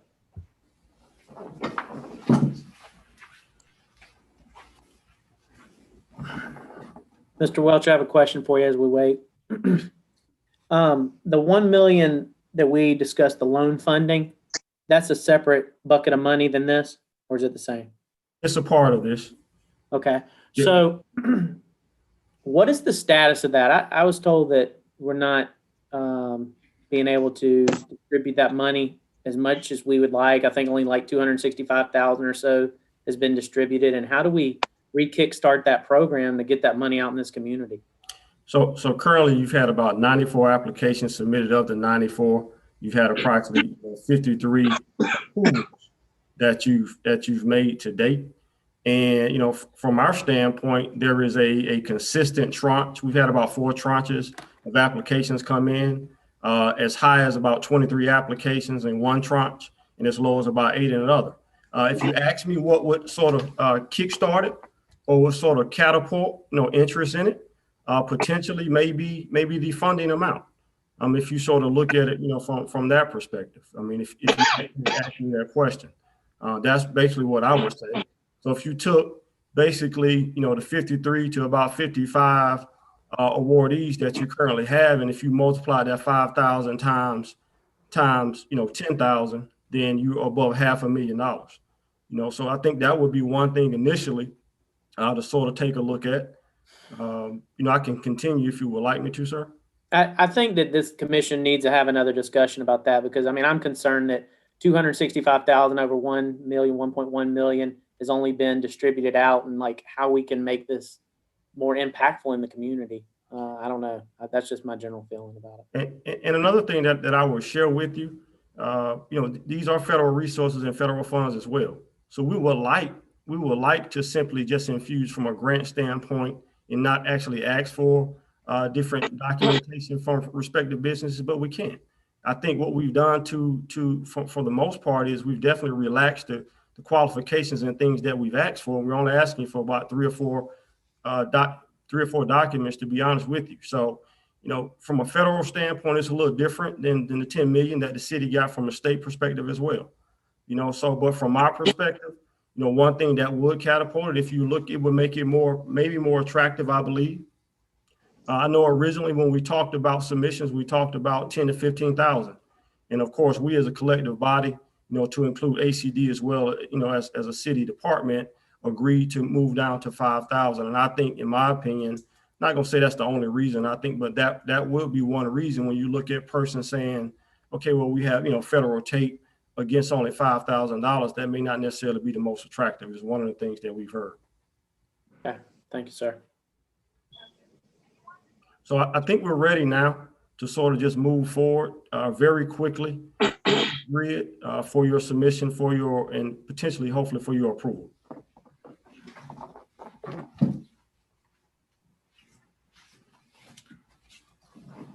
Thank you. And I apologize for the technical difficulties there, everyone. So I'll get back to the ESG implementation. As with our normal allocation for the city of Augusta under ESG, we have the ability to provide services in three major categories: outreach, rental assistance programs that I'll talk about in detail later, and emergency shelter. So what you see here listed on the first page, on these first sections, are allocations being made to provide immediate emergency shelter assistance, as well as some long-term shelter operating expenses down the road. Included in the emergency shelter line item are the funds needed for the hotel relief effort that we've been working here at HCD for the last several months in partnership with our other homeless service providers, as we've discussed with you here at the commission many months ago. So that's lined out to be a reimbursed expense, but the rest of the expenses you see listed are proposed and have not yet been incurred. And our hope is also to be able to make whole our shelter partners who have absorbed exorbitant costs over the last several months in dealing with the effects of the COVID-19 pandemic. If we can go to the next page, I can explain those rental assistance programs we're proposing. For our rapid rehousing and our homeless prevention initiatives, these funds are proposed to be made available, as we do every year, through application to nonprofit agencies to provide needed services. In the case of rapid rehousing, to deliver persons who are experiencing homelessness into permanent long-term stable housing. And for the instance of homelessness prevention, is to prevent an individual or a household that is at risk of becoming homeless because of an arrearage either in rent or a utility bill, to help them, again, maintain stable housing throughout the duration of this public health crisis. The city of Augusta is allocated 10% of the total award towards administrative costs. You see that listed there as the $237,089. And we've broken those out as you see in the chart. For our housing opportunities for persons with AIDS program, just background, as you all are very aware, this is our direct assistance to households that are low moderate income and have a household member who is HIV positive. This is a very small funding stream in comparison to the other two, but we feel it articulates here a very good approach to providing supplement to the existing implementation that our HOPWA program partners provide. So as you see, the city of Augusta is afforded 6% of the award to provide for administrative costs. We're proposing to use $10,000 of the award to provide nutritional assistance in the form of food vouchers and gift cards to offset some costs that these households are experiencing throughout the pandemic. The medical services line item is also something that has come into stark relief as being needed, where a lot of our clients that are served under the HOPWA program are able to receive assistance with their HIV medication through the ADAP program, as well as other services for their HIV condition through the Ryan White program. Some of their comorbidities, whether it be diabetes, high blood pressure, things like that, they don't always have a good resource to provide funding or resource to meet those needs. So we propose to make a small portion of the allocation available for that. Where you see leasing there, we are looking to create some deeper partnerships in the local hotel and motel community to help persons who are obviously medically fragile because they're HIV positive, be able to isolate or quarantine if they find themselves in a living situation that does not allow them to either be isolated away from a family member with COVID-19, or if they themselves contract, to isolate away from their family members. And if we can go to the last page, it'll speak to the bulk of the HOPWA allocation. This is the program most familiar hearing us talk to you about, the short-term rental mortgage utility assistance program. It's very much like homelessness prevention that we discussed, but for HOPWA eligible households only.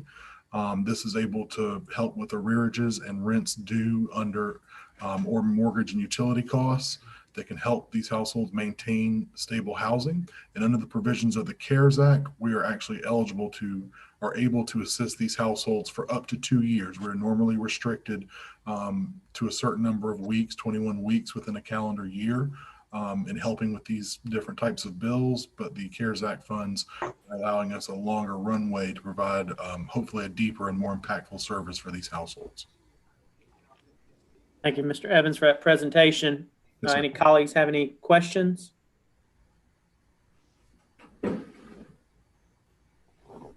Commissioner Fenoy? Motion to approve. Second. Got a motion and a second from Commissioner Hassan.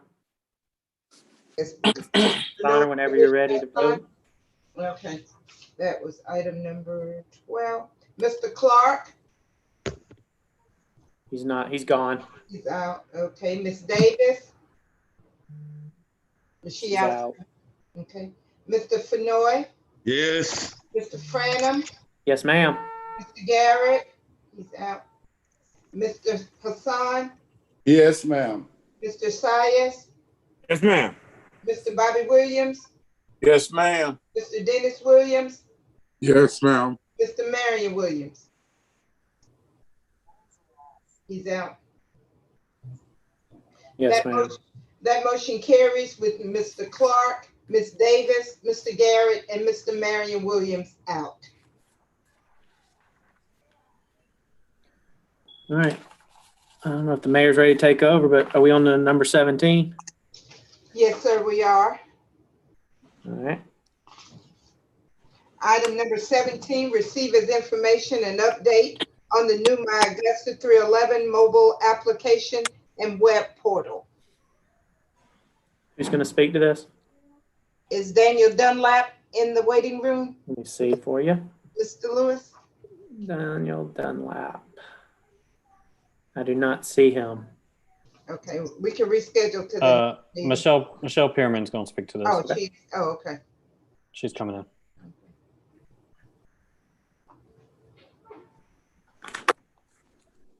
Michelle, are you there?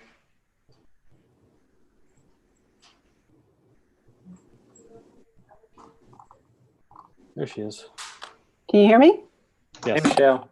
Hey, how are y'all? Welcome. Good afternoon, Mayor Davis, Mayor Pro Tem, and Augusta Commissioners. I'd like to share my screen and give you an update on My Augusta 311. Thank you.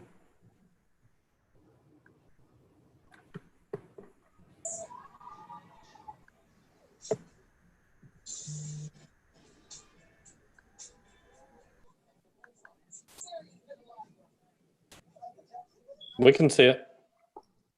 My name is Michelle Pearman, Information GIS Project Manager, and I am here to provide you with an update on My Augusta 311 program. This project has experienced a prolonged delay this year due to the overwhelming citizen support 311 provided with COVID-19 and department delays in service during the shelter-in-place order. My Augusta 311 Citizen Engagement Program will be Augusta's one-stop shop, designed to increase digital citizen engagement and communication. Citizens can request a service or follow existing service, access online payments, learn about interaction tools like city apps and social media, sign up for emergency notifications, and more. This is a replacement platform for Central Services 311 current mobile app and citizen web portal. The new mobile app and citizen web portal will leverage the latest technology. It features two-way software integrations for 311, animal services, and code enforcement with our business system, CityWorks. The project is a collaboration with Information Technology, Central Services 311, administration, and departments working together to implement the best solution for our community. There are a couple of milestones I would like to share with you today. First, on September 14th, the team will hold a large-scale meeting with administration and departments to discuss the overall vision and promotion of My Augusta 311, along with leveraging future statistics for data-driven decision-making and the development of service level agreements. Second, On September 21st, Information Technology will deploy a soft launch of the program for increased testing protocols. We anticipate My Augusta 311 to be searchable in both app stores during that week. Additionally, 311 will engage with citizen focus group to provide the team with feedback. Third, a publicly promoted hard launch is scheduled for October 12th. Thank you. All right. I can't see. Give me just a second here. Any questions for Ms. Perriman? Commissioner Fenoy. Ms. Perriman, I think that the staff at 311 do a great job. But the problem that I have 99% of the time is when I dial 311 on my phone, it goes to Columbia County.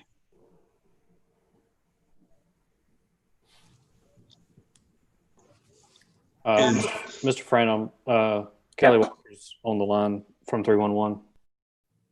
Okay. Ms. Perriman, would you want Kelly to answer that, or would you like to answer that? Perhaps Kelly from 311 would like to answer that. Kelly? I'm here. Did you hear Commissioner Fenoy's question?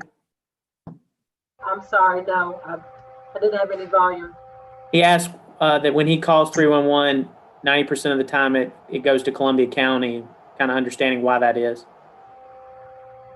Sure, so there is a shared node between Columbia County and Richmond County, and depending on where you are and what type of device you are calling 311, you may actually hit Columbia County's node versus Richmond County.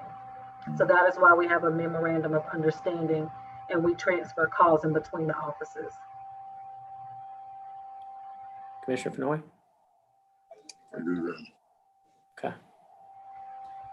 Okay. Just to follow up, so on October 12th is when we're going to do some kind of public campaign, press release on this new app. Is that correct, Ms. Perriman? Yes, that is.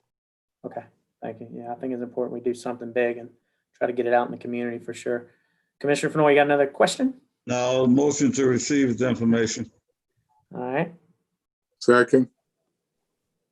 Got a motion and a second, Ms. Bonner. Can we do that without objection, sir? Yes. Yes, ma'am. Thank you, ladies. Thank you. Thank you for all y'all do. The next is present the financial report for a 6-month period ending June 30th, 2020. Pro Tim, I got a question when we get the finance people online. Sure. Oh, they start.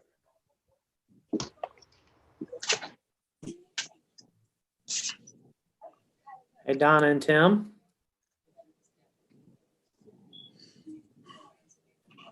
Who's going to lead the presentation today for us? I think Tim was going to lead the presentation. Tim, Okay. are you sharing your screen? Donna, we can't hear you.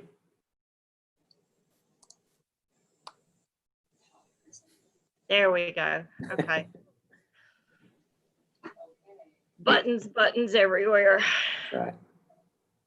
Okay, so you have a Got a packet. question, Pro Tim, before they start. Oh, you got a question already, sir? Remember I tell you before they start. Okay. Commissioner Sice has a question for y'all. Go ahead, sir. Thank you. To Ms. Williams and the finance folks there. Every time we have this briefing from finance, we asked about the presentation. Why don't we have it? Then we need to get it. I don't see it in the book, and it wasn't mailed electronically. And my simple question is, why do we keep asking the same question and getting the same negative result of not getting these presentations ahead of time? Okay, sir, all the reports are in the book attached to the agenda item. The report is 27 pages long. Yeah. Is it under number 18? Was that not included? Tell you what, email me the report, okay? It was. It was in there, but he would. I just wasn't. I wouldn't be asking Okay, I'm sorry, y'all were both breaking up. I didn't understand that. I'm asking for it because I don't have it. I can look under the tab to see if it's there. Okay, so I would appreciate an email copy. Thank you. Yes, sir. All right, Ms. Donna. Okay, so the report is in our standard format that we present to you quarterly, and we're reporting on the same funds that are typically included in this report, which are the general fund, urban services, law enforcement, fire protection, water and sewage, garbage, airport, and stormwater. Additionally, in the back of the report are all of your active SPLOST projects, which show the project budgets, the amount expended, and the amount remaining in all of our open phases for all those projects. So as we typically do, we'll start off with the general fund, and I'm not going to go, this is a voluminous report. If it's okay with you guys, I'll just hit on the high points and what you guys need to know. I think that is the most important. And then if there are specific questions, we would of course address those as best we're able to. Okay. So we always start off with the general fund and the law enforcement fund, which for purposes of reporting on our audit are combined together, but we track those separately during the year and they have separate budgets. So the second quarter, which ended June the 30th, of course, does not have your ad valorem taxes because they have not been billed yet. Those will show up in the third quarter because the billing is in September. The impact to the general fund and law enforcement for your combined ad valorem taxes in those two funds are a little over $46 million. We do not expect to see, and hopefully do not see, a significant impact to those revenue collections from the pandemic. What we do see impacting our revenue is from our sales tax collections. For the sales tax for those two funds is almost $36 million between the two funds. That revenue supports the general fund as well as the Sheriff's Department operations for law enforcement. We are lagging behind in sales tax. At the end of June, we were a little over 7% below our budget, which was approximately $2.3 million below the same time for the same time period last year.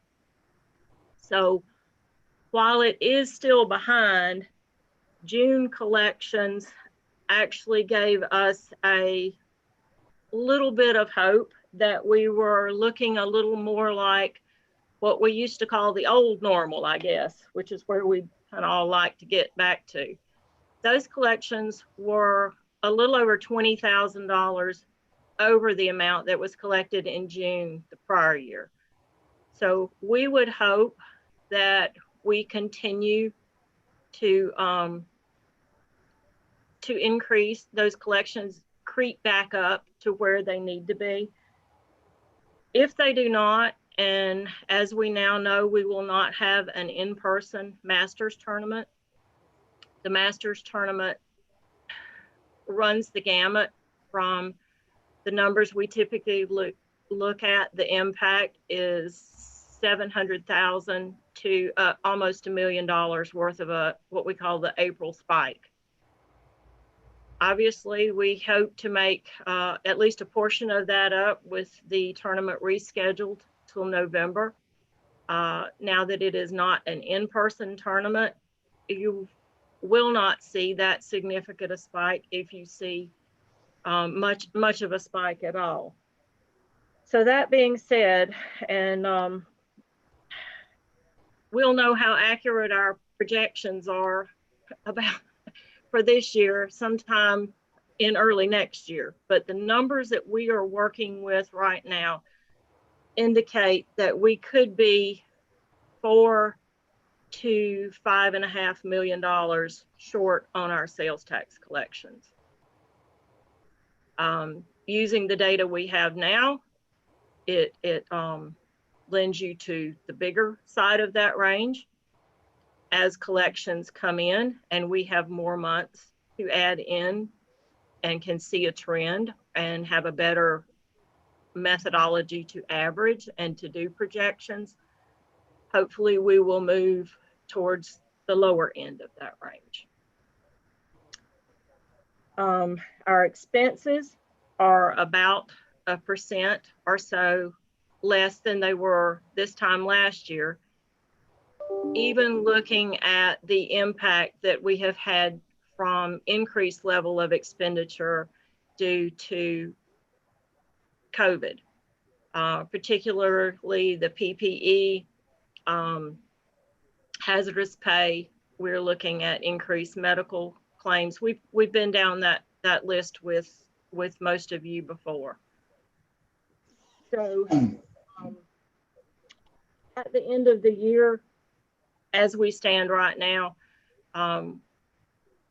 if nothing else changes, we will be probably dipping into our fund balance, or we will need to use funding from other sources to cover our shortfall.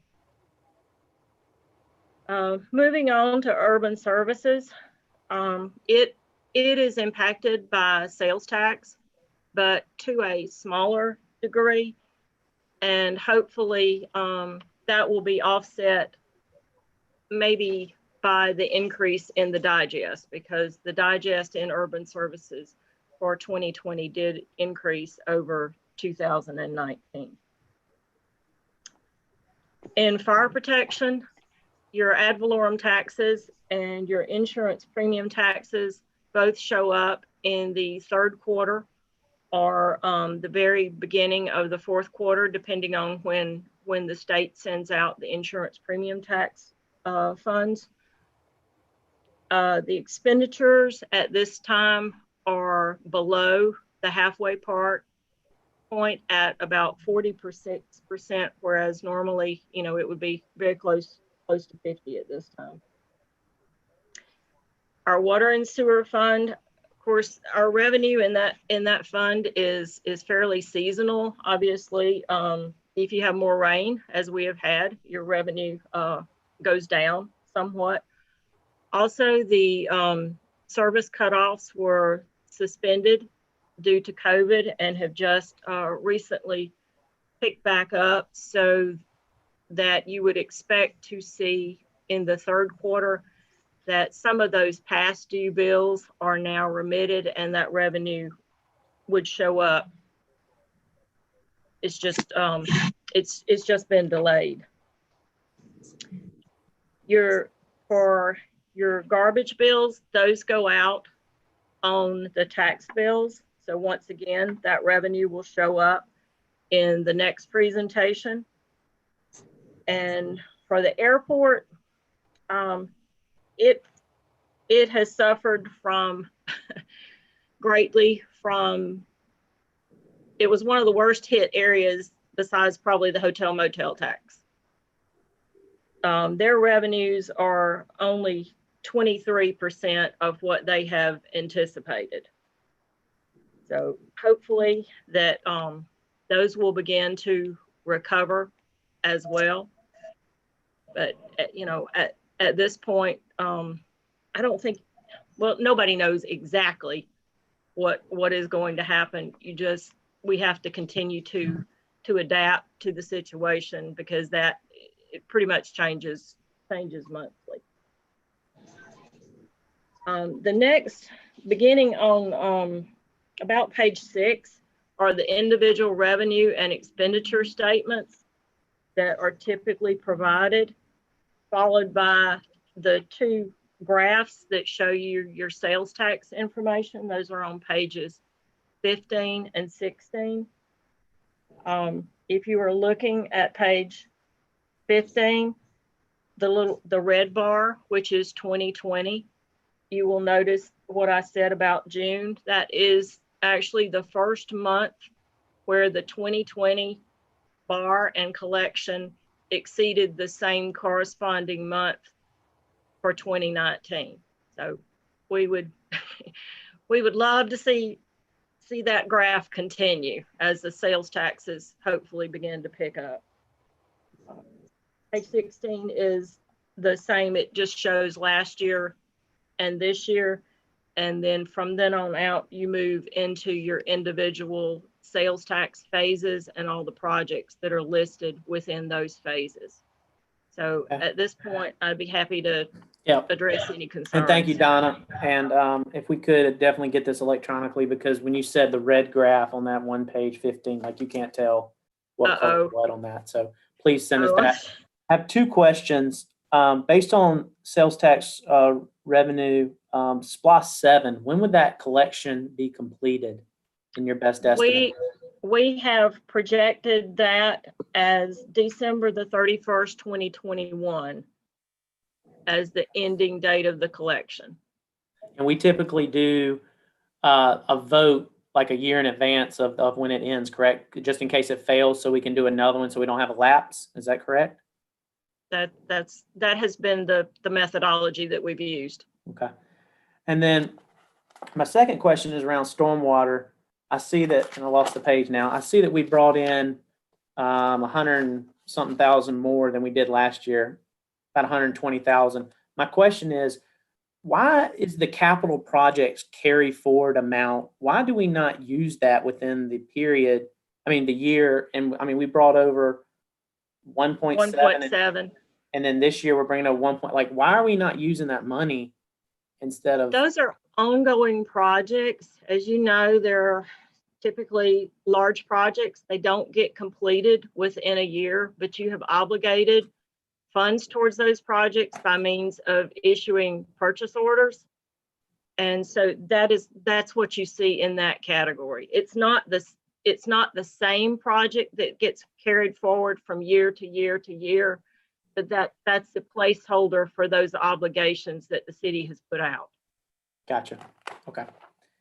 Any of my colleagues have any questions? Okay, I have a question. Commissioner Fenoy? Yeah, Donna, the stormwater fee that's collected, does any of that money go towards the general funds? I mean, no, sir. The only portion that is allowed from the enterprise funds to be used are for what we call indirect cost allocations, because it takes administrative overhead to operate those programs, such as a portion of resources from IT are used to run their systems. Obviously, I have budget analysts. Even a portion of the clerk's time is allocated in that, and that process is done for all enterprise funds, because procurement happens. Procurement is funded by the general fund, but an awful lot of their resources and time is taken up putting out bids and receiving them for utilities, stormwater, SPLOST, all those other different operations that occur outside the general fund. all right, thank you. Any further questions? Mr. Sias. Hey, yeah, okay. Thank you. Ms. Williams, I'm gonna ask my colleagues and yourself, and for us to sit down here and look at some of our indirect cost allocations that may overlap. I'm looking to see if we can put a little bit more money, particularly from stormwater, on the street. In other words, I get what the indirect cost allocations are. We got about two more requirements that go with that. One of them is what we call that pre-law, or what's that word, Ms. Williams? Payment in lieu of taxes. Yeah, what we call that, the acronym? Pilot, something? yeah, payment in lieu of franchise also.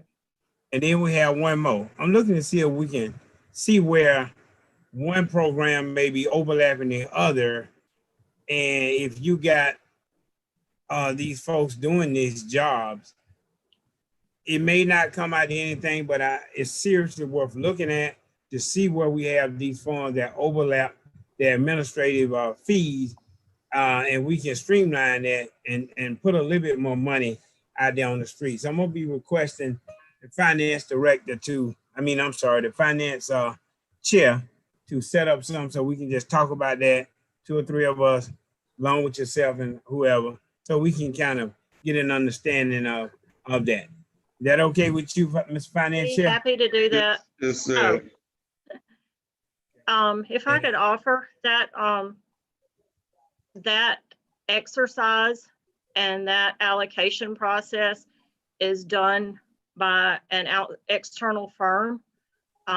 Those processes and those allocations have to be done in strict accordance with federal guidelines, because those allocations are also used for HUD, and they have to be, and for the airport, and they have to be done in an acceptable manner. So there is not a whole lot of leeway, if you would, as to the methodology that is used and how those allocations are calculated.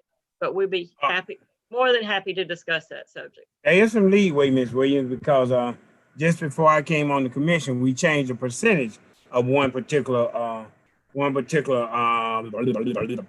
think, I don't know if it was indirect cost allocation or other. It was it was a payment in lieu of franchise. Yeah. Right. So there are some leeways in this, but I'm looking to see that we can see wherever we may have overlapping.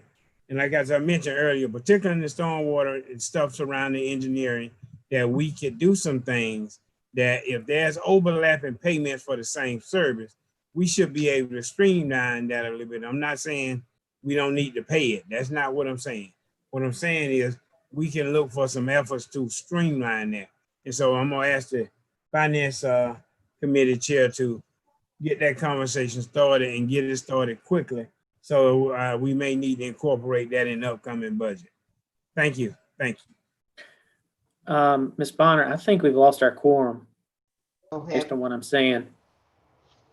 Okay. I don't think that, because we got to have 7, right? Right. Let's take care of that. Yeah. I don't know why it's 7. It's always been 6. No, 7 is. 7. How long have we had? Yeah. So who said it been 6? I've said it's been. It takes 7 to conduct business. Yeah. Who said that's 6 though? I believe it was Jeff. It was the IT I man. was talking to Glenn, and I sorry. Ignore me. So I guess I can't wonder where that strange assertion came from. That's all right. We got a new commissioner on the line. So I guess Ms. Bonner will move the other agenda items. I don't know what's left here. 20. We have number 20. You made the call there, Mayor Pro Tem. You running it. So we ain't gonna wait for the rest of them to come back. 20 and 22. Yeah. Yeah. Let me All say, right. for number 12, since we didn't have a quorum, it will appear back on our September 15th agenda for ratification, okay?